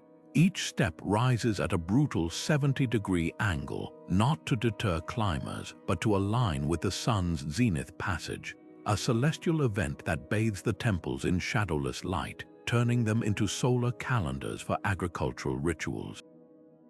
The rediscovery of Tikal in the 1840s by gum harvesters and later by archaeologists like Alfred Maudslay unveiled a city woven into the ecosystem. Reservoirs lined with crystalline quartz filtered rainwater for 40,000 residents, while raised causeways doubled as flood channels during monsoon seasons. The temples themselves were painted blood red, their stucco mixed with iron oxide to symbolize life and renewal, a pigment so vibrant that traces still cling to sheltered crevices. But the real marvel, acoustics, clap your hands at the base of the Grand Plaza, and the sound ricochets between temples with eerie precision. a phenomenon some scholars believe was used to amplify chants during sacred ceremonies. Today, as laser scans reveal hidden chambers beneath the pyramids, Tikal whispers secrets modern engineers are only beginning to decode. The Maya didn't just build for their time, they built for time itself, crafting structures that converse with the stars while rooted in the earth. Walking among these ruins, you're not just witnessing history, you're stepping into a labyrinth of stone and sky where every shadow tells a story and every stairway leads to the heavens. Rising from the dusty plains of modern-day Iran, the ruins of Persepolis whisper of an empire that once commanded the ancient world's respect and fear. Founded by Darius the Great in 518 BCE, this ceremonial capital wasn't just a city, it was a stage for power, its every stone carved to proclaim the might of the Achaemenid Empire. Picture ascending the grand staircase, its steps so evenly spaced that dignitaries from 28 subject nations could climb in perfect procession, their robes brushing against reliefs of lions and lotus flowers. Each inch of these walls was a diplomatic message, a silent assertion of Persian dominance crafted not with weapons but with chisels, the engineering behind Persepolis borders on the miraculous. Workers quarried massive limestone blocks from nearby mountains, shaping them with copper chisels and bronze saws, tools softer than the stone itself, requiring unimaginable patience. Yet the precision is flawless. Columns towering 60 feet high were assembled from stacked drums, each one notched with such accuracy that they fit together without mortar, swaying gently during earthquakes before settling back into alignment. The rooftops they supported, cedar beams imported from Lebanon, their scent mingling with the perfume of imperial gardens irrigated by a hidden aqueduct system. This wasn't just construction, it was alchemy, turning raw materials into a symbol of unity for the world's first multicultural superpower. But Persepolis' true genius lies in its details. The Apadana Palace's reliefs depict envoys bearing gifts, Armenians with horses, Babylonians leading bulls, Ethiopians offering ivory, each figure carved at the same height regardless of their real-world status, a subtle nod to Persian egalitarianism. Even the griffins snarling from the gateways served a purpose. Their hollow eyes once held gemstones that caught the sunlight, glittering like watchful sentinels. And then there's the secret beneath your feet. Recent ground-penetrating radar reveals a subterranean drainage network so advanced it could handle flash floods without eroding the delicate stonework above, a hydraulic masterstroke centuries ahead of its time. The tragedy, of course, is that we see Persepolis through the lens of its destruction. When Alexander the Great burned it in 330 BCE, the fire's heat actually preserved some reliefs by baking the limestone into a harder ceramic-like state. The soot stains still visible on the gate of all nations aren't just scars, they're time capsules capturing the moment global power shifted from Persia to Greece. Yet even in ruin, Persepolis refuses to fade. Its columns still pierce the sky, their fluted shafts echoing the reeds that once grew along the banks of the nearby Pulvar River. The stone lions, though headless, still seem to snarl at the horizon. This wasn't just a city built to impress, it was built to endure, a testament to an empire that understood immortality isn't won by conquest alone, but by the stories etched into stone. Spanning the emerald waters of the Neretva River with a single, breathtaking leap, the Starry Most Bridge isn't just a crossing, it's a poem in stone. When Ottoman architect Mimar Herodin sketched its silhouette in 1566, he defied physics and convention. A single arch, 28 meters wide and 24 meters high, crafted from local Teneliger stone so precisely cut that it needed no mortar to hold its curve. The secret, a scaffold so massive it reportedly cost more than the bridge itself, and a mortar mixed with egg whites and goat hair, a recipe so resilient it withstood 4 centuries of floods, wars, and the boots of generations leaping from its parapet in a daredevil local tradition. The bridge's destruction in 1993 wasn't just a casualty of war, it was the unraveling of a cultural nerve center. For centuries, this wasn't merely a structure, it was the heartbeat of Mostar, where Muslim minarets and Christian steeples framed its reflection in the river below. When shells finally shattered its spine, the world watched in horror as the Neretva swallowed stones that had outlasted empires. Yet from that loss emerged one of history's most meticulous reconstructions. Archaeologists dredged the river for original blocks, using sonar to map each fragment like a jigsaw puzzle. Turkish and Bosnian stonemasons revived 15th century techniques, hand-carving replacements for missing pieces with the same tools their ancestors wielded. What's extraordinary isn't just the bridge's return, it's how modern science validated its ancient engineering. Laser scans revealed the original arch wasn't a perfect semicircle, but a subtle parabola distributing weight so efficiently that modern engineers used its geometry to improve concrete formulas. The rebuilt version even incorporated hidden titanium rods, not for reinforcement, but as seismic sensors, turning the structure into a living laboratory for preservation. Today, as divers still plunge from its heights and cafe lights dance on the water below, the bridge whispers a dual lesson: that destruction can't erase genius, and that true restoration isn't about replicating the past, but rekindling its soul. Every stone here carries 2 histories, the one laid in the 16th century, and the one resurrected in the 21st, proving that some connections are too vital to stay broken. Carved into the rust-colored sandstone of Mount Lingyan, the Leshan giant Buddha doesn't just sit, it presides.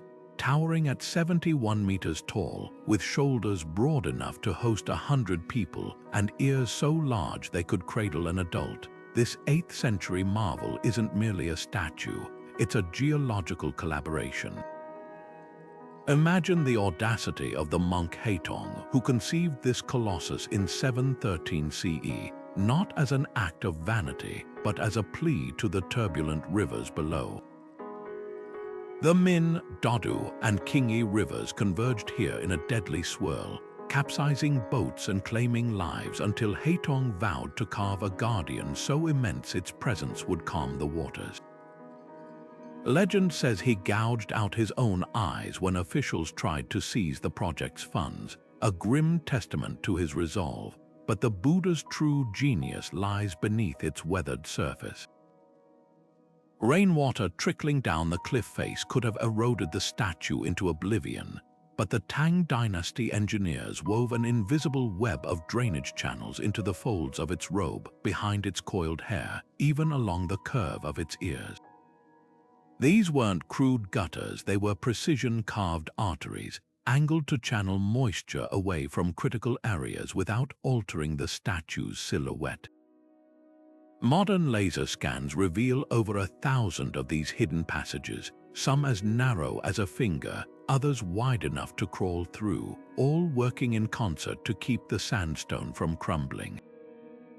The Buddha's eyebrows alone conceal 5 discrete channels, diverting water like natural tears down the sides of its face.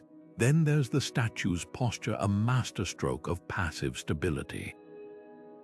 Seated with hands resting on knees, its weight distributed evenly, the Buddha's slight forward lean counters the cliff's natural tilt, preventing toppling even as earthquakes have shaken the region for centuries.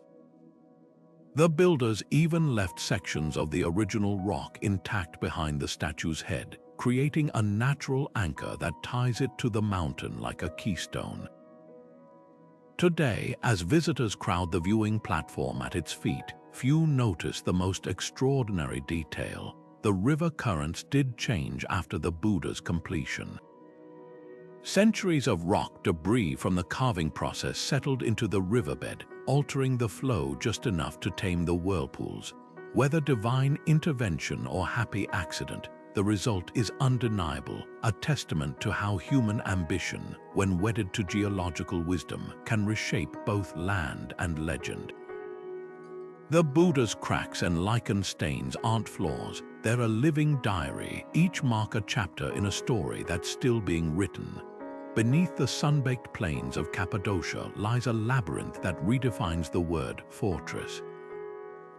The Derinkuyu underground city isn't just a refuge, it's an inverted metropolis, carved 18 stories deep into volcanic rock by the Phrygians over 2,800 years ago.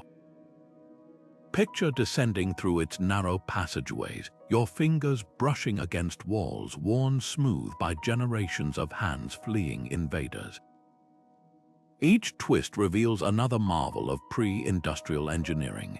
Ventilation shafts stretching 170 feet to the surface, ensuring fresh air circulated even at the lowest levels, while cleverly disguised chimneys dispersed cooking smoke without betraying the city's location. What makes Derinkuyu extraordinary isn't just its scale, it's how every detail served survival. Massive circular stone doors, each weighing up to half a ton, could be rolled across corridors to seal sections during attacks.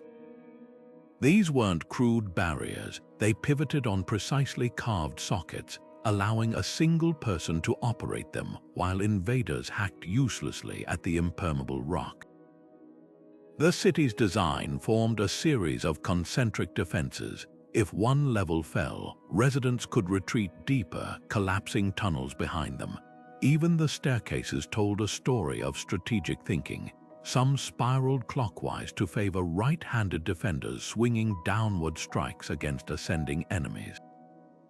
Life underground required more than just protection, it demanded sustainability. Derinkuyu's builders engineered a subterranean ecosystem. Wine presses and oil mills suggest long-term food storage, while hundreds of storage chambers maintained constant cool temperatures ideal for preserving grains. Fresh water flowed through hand-carved channels fed by an underground river with clay pipes preventing contamination. The city even had designated spaces for livestock, their waste funneled into separate ventilation shafts to prevent methane buildup, a primitive but effective air filtration system. Most haunting are the psychological touches. Hidden escape tunnels emerged miles away in neighboring valleys, while dummy corridors dead ended into vertical shafts, ancient booby traps for pursuing armies. The upper level's low ceilings forced attackers to crouch, making them easy targets for defenders standing at full height in specially constructed chambers. Even the city's street plan reveals social stratification, with communal kitchens near the surface and private quarters descending into the rock, suggesting a society that maintained order even in crisis. Today, as archaeologists map Derinkuyu's full extent using ground-penetrating radar, they're uncovering connections to other underground cities in the region, some linked by tunnels stretching over 5 miles. This wasn't an isolated hideout, it was part of a networked civilization that turned the very earth into armor. Walking its rediscovered passages, you're not just seeing ancient history, you're witnessing the birth of urban resilience, where every chisel mark whispers the same urgent truth. Survival isn't about strength alone, but about thinking deeper, literally, than your enemies. The Karnak Temple complex doesn't just occupy space, it bends time itself. Imagine standing in the shadow of a towering obelisk, its tip glinting with electrum as it did 3,500 years ago, while your feet brush against stones laid by pharaohs whose names echo through millennia. This isn't a single temple, it's a palimpsest of devotion where each dynasty added its chapter in stone, from the Middle Kingdom's modest shrines to Ramses' Roman II audacious hypostyle hall. That hall alone defies belief, 134 columns, some soaring 70 feet high and thick enough that it would take 6 adults with outstretched arms to encircle one. Walking through them feels like wandering through a petrified forest. the papyrus-shaped capitals overhead transforming sunlight into dappled shadows that shift like water across hieroglyph-inscribed walls. But Karnak's grandeur wasn't just for show. Every column, every corridor was a cosmic blueprint. The temple's main axis aligns precisely with the winter solstice sunrise, a celestial event so sacred that priests would have witnessed the sun's first light sliding down the central corridor to illuminate the innermost sanctuary of Amun-Ra.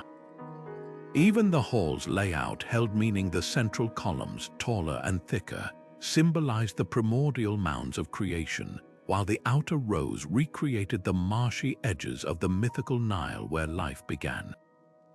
This wasn't architecture, it was theology carved in limestone.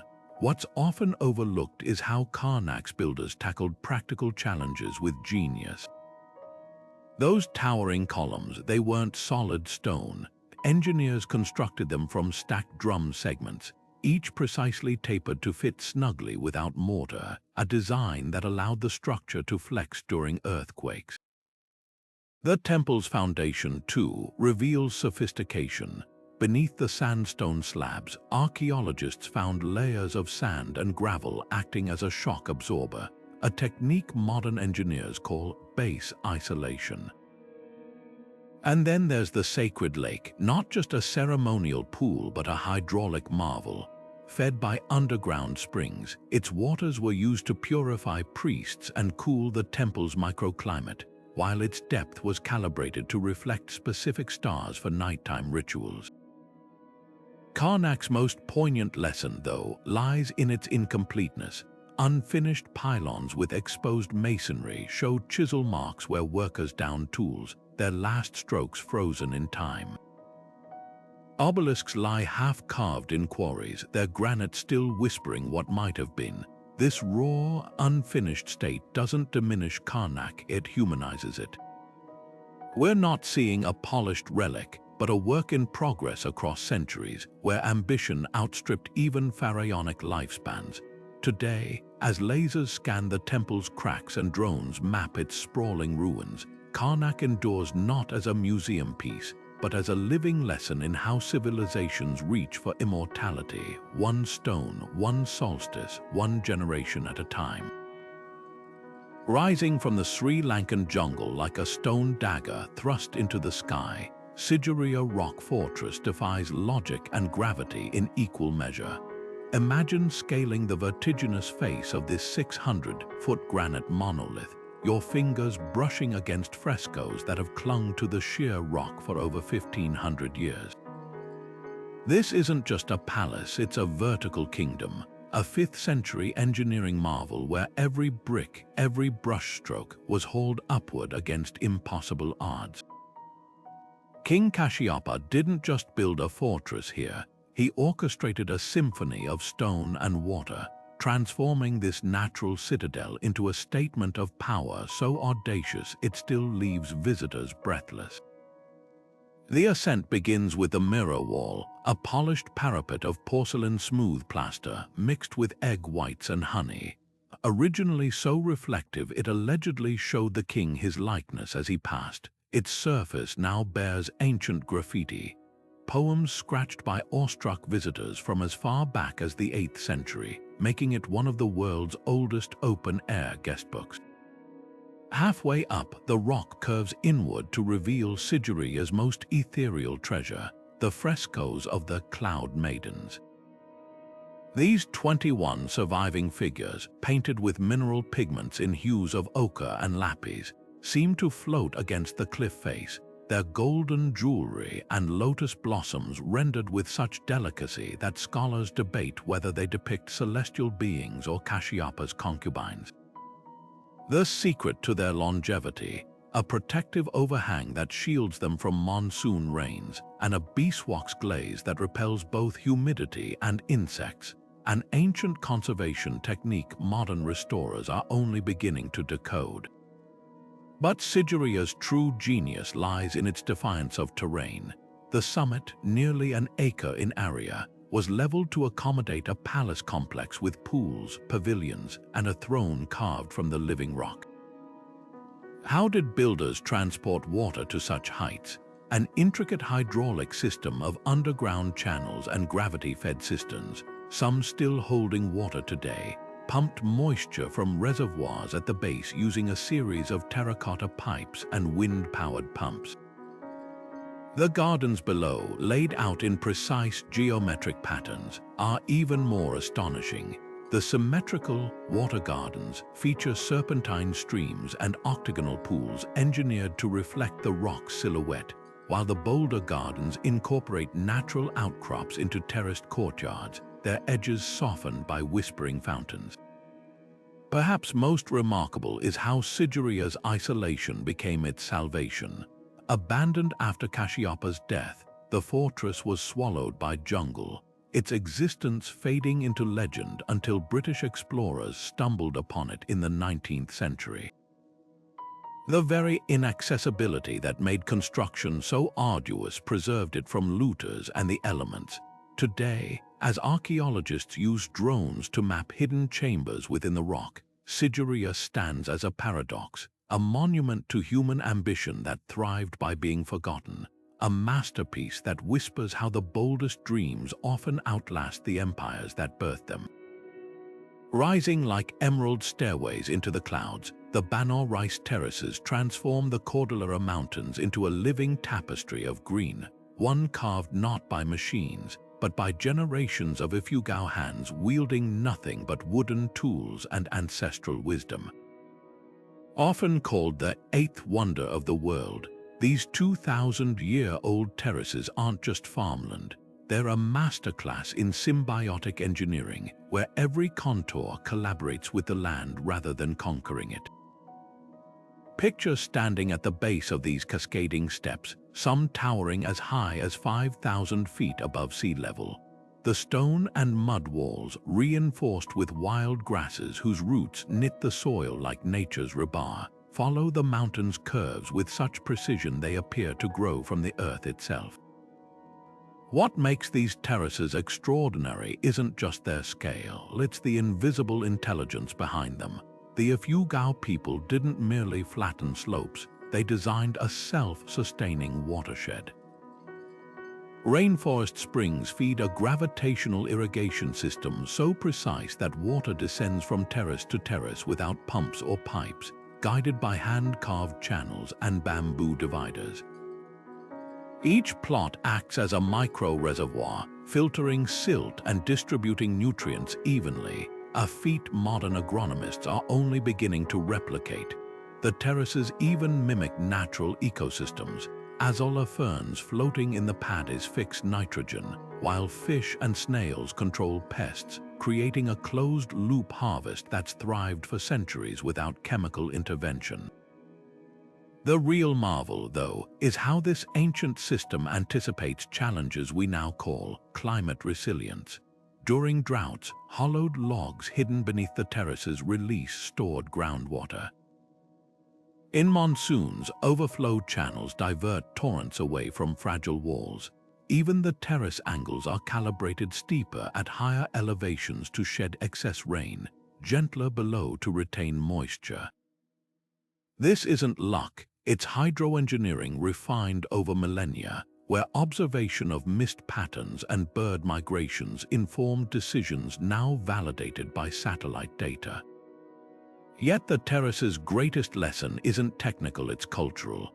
Unlike modern farms that exhaust soil within decades, the Ifugao practiced Mayong, a sacred forest stewardship where upland woodlands were preserved to recharge the springs feeding the terraces.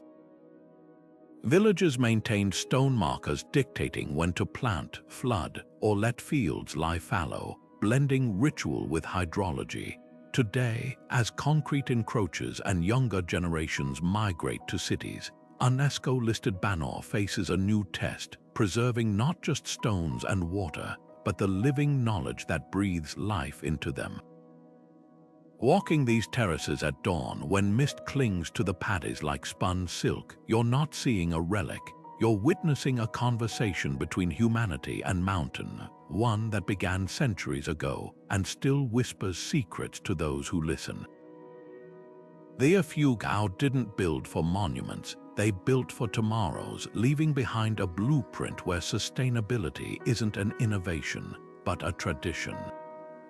Perched on a rugged Bavarian hilltop like something torn from a storybook, Neuschwanstein Castle doesn't just mimic the Middle Ages, it reimagines them through 19th century eyes. Commissioned by the eccentric King Ludwig II in 1869, this ivory and blue confection of turrets and arches was less a fortress than a theatrical set piece, a romantic ode to knights and legends crafted with an industrial-era toolkit. What makes Neuschwanstein extraordinary isn't just its fairy tale silhouette, it's the collision of eras in its construction. While the castle's limestone facade and hand-carved woodwork painstakingly echo medieval craftsmanship, its skeleton harbors innovations like steel reinforcement beams and a cutting-edge central heating system. Even the grotto, an artificial cave lined with dripping stalactites, was wired with one of Germany's earliest electric light displays, a hidden wink of modernity behind the Gothic veneer. The castle's allure lies in its contradictions. Ludwig, obsessed with Wagnerian operas, designed each room as a stage for his fantasies. The throne room, with its Byzantine mosaics and gilded arches, lacks an actual throne. The king died before its completion, leaving the space as a haunting metaphor for his unfulfilled power. Yet this unfinished quality only deepens the magic. The Singers' Hall, adorned with frescoes of Parsifal and Lohengrin, was never used for performances, yet its acoustics are so precise that modern musicians still marvel at their clarity. Even the castle's location was calculated for drama, perched atop a gorge where fog curls like dragon's breath at dawn, amplifying the illusion of floating above the mundane world. But Neuschwanstein's true legacy isn't in its stone, it's in the way it refracts through culture. Walt Disney, touring Europe in the 1930s, was so struck by its silhouette that it became the blueprint for Sleeping Beauty's castle, cementing the archetype of fairy tale architecture in the global imagination. Today, the castle's delicate balance of nostalgia and innovation offers a lesson. The most enduring designs aren't shackled to their time, but live in dialogue with the past and future. As tourists cross its drawbridge, they're not just visiting a historic site, they're stepping into a dream that still shapes how we envision enchantment. Dominating Cairo's skyline from its rocky perch, the Saladin Citadel isn't just a fortress, it's a chess move carved in stone. Built in 1176 by the legendary Sultan Salah ad-Din, this sprawling complex was designed to outthink as much as outlast its enemies. Picture the Sultan standing on these ramparts, surveying the Nile Valley below as Crusader armies massed in the distance. His vision, a stronghold so impregnable it would break the spirit of any invader before the first arrow flew. The citadel's walls, some 30 feet thick in places, weren't just barriers, they were psychological weapons, their sheer scale broadcasting a message: Cairo would never fall. What makes the citadel extraordinary isn't just its defensive might, but its architectural alchemy. Salah ad-Din's engineers fused Islamic and European military genius, adopting the rounded towers of Crusader castles better for deflecting siege engines, while adding distinctly Mamluk touches like concealed arrow slits angled to shower attackers from above. The fortress's layout was a masterclass in strategic foresight. 3 separate enclosures created layered defenses. If outer walls were breached, defenders could retreat to higher, stronger inner bastions. Even the water supply was revolutionary, a well plunging nearly 300 feet to the Nile, its pulley system powered by oxen walking endless circles in vaulted chambers below.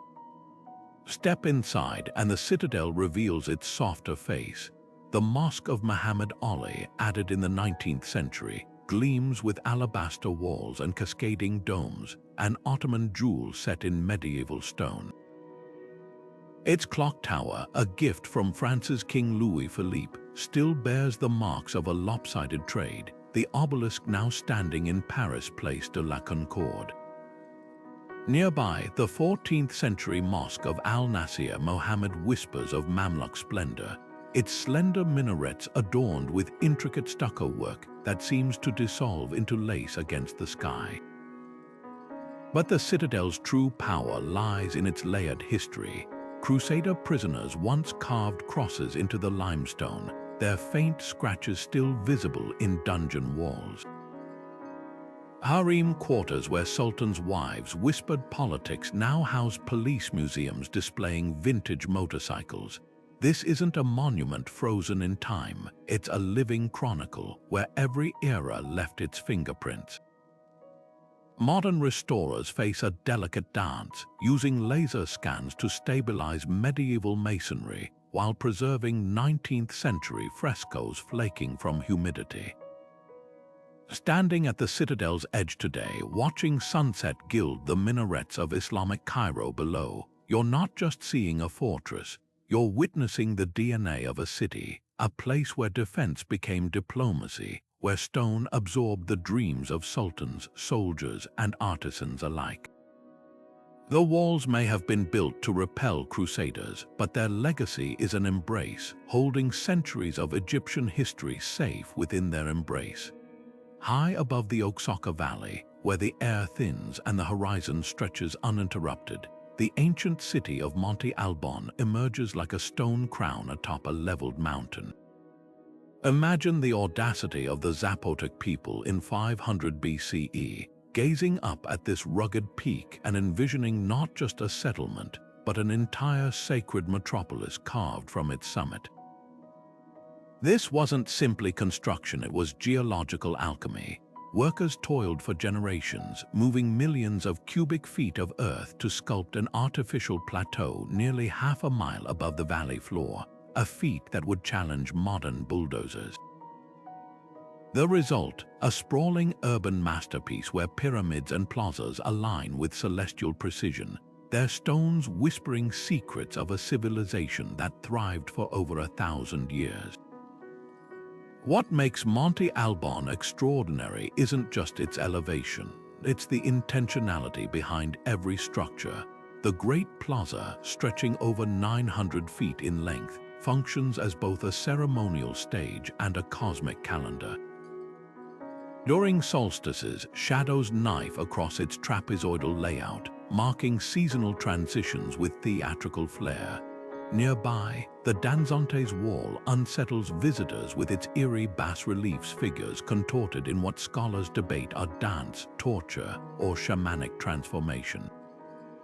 These aren't mere decorations, they're a frozen language, their twisted limbs and closed eyes perhaps mapping constellations or ancestral genealogies we're still deciphering. Then there's Building J, the puzzle piece that sets Monte Albán apart. This arrowhead-shaped observatory, angled at 5 degrees off true north, tracks the zenith passage of the sun, a phenomenon unique to tropical latitudes where the sun drops perfectly vertical at midday. But the building's true genius lies in its alignment with bright stars like Capella, suggesting the Zapotec didn't just observe the heavens, they calibrated their city to resonate with them. Recent laser scans reveal hidden tunnels beneath the structure, possibly amplifying acoustics during rituals or channeling groundwater for sacred ceremonies. Monte Albán's endurance stems from more than stone. The city's terraced hillsides, engineered to prevent erosion during torrential rains, double as agricultural steppes where crops still grow today. Its reservoirs, fed by cleverly diverted mountain springs, provided water security that put modern cities to shame. Even the ball court, a sunken arena where players ricocheted rubber balls off their hips, served dual purposes: sport, yes, but also a symbolic reenactment of celestial battles between light and darkness. Walking these plazas today, you're treading on layers of history. The Zapotec abandoned Monte Albán around 800 CE, but Mixtec peoples later repurposed its tombs, filling them with intricate gold jewelry and turquoise mosaics that now dazzle museum visitors. Spanish conquistadors, mistaking the overgrown ruins for natural formations, left them largely undisturbed, a rare mercy that preserved their authenticity. Archaeologists now face a delicate challenge, preserving structures designed to breathe with the mountain's natural expansion and contraction.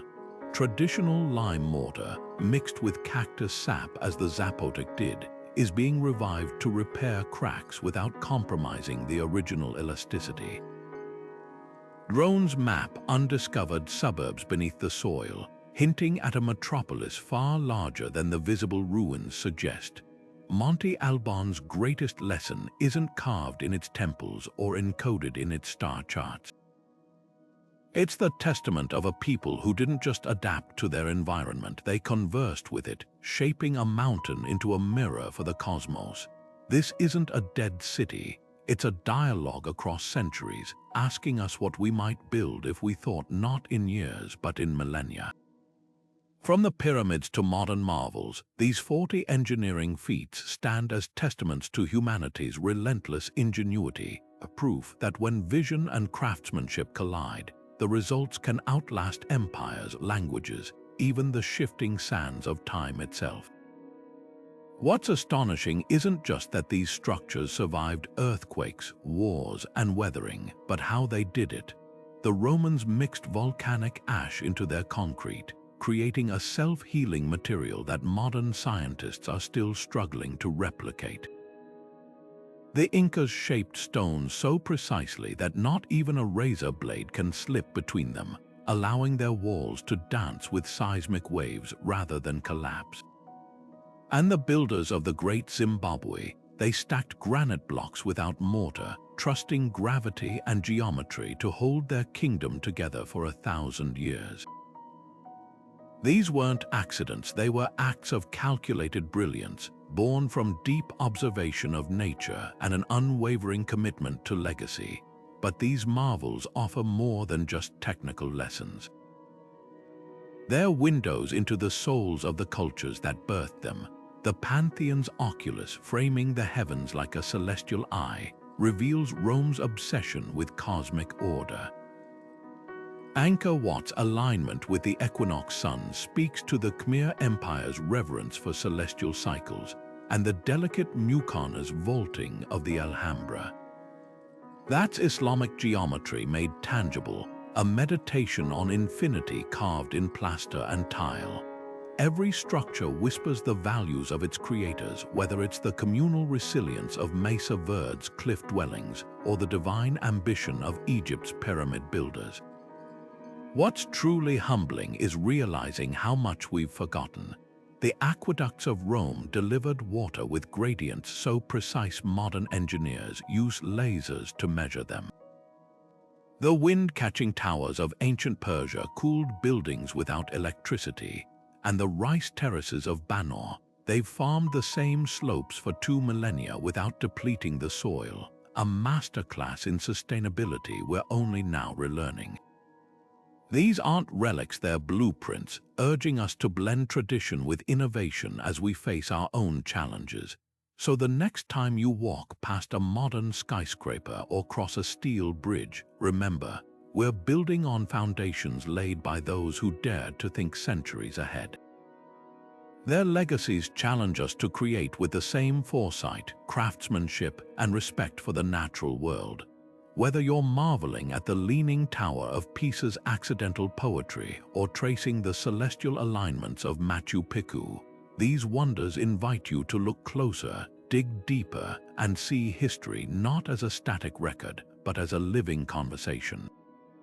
Now it's your turn. Which of these feats left you awestruck? Drop your favorite in the comments, and don't forget to like and subscribe for more journeys into the past's most astonishing secrets.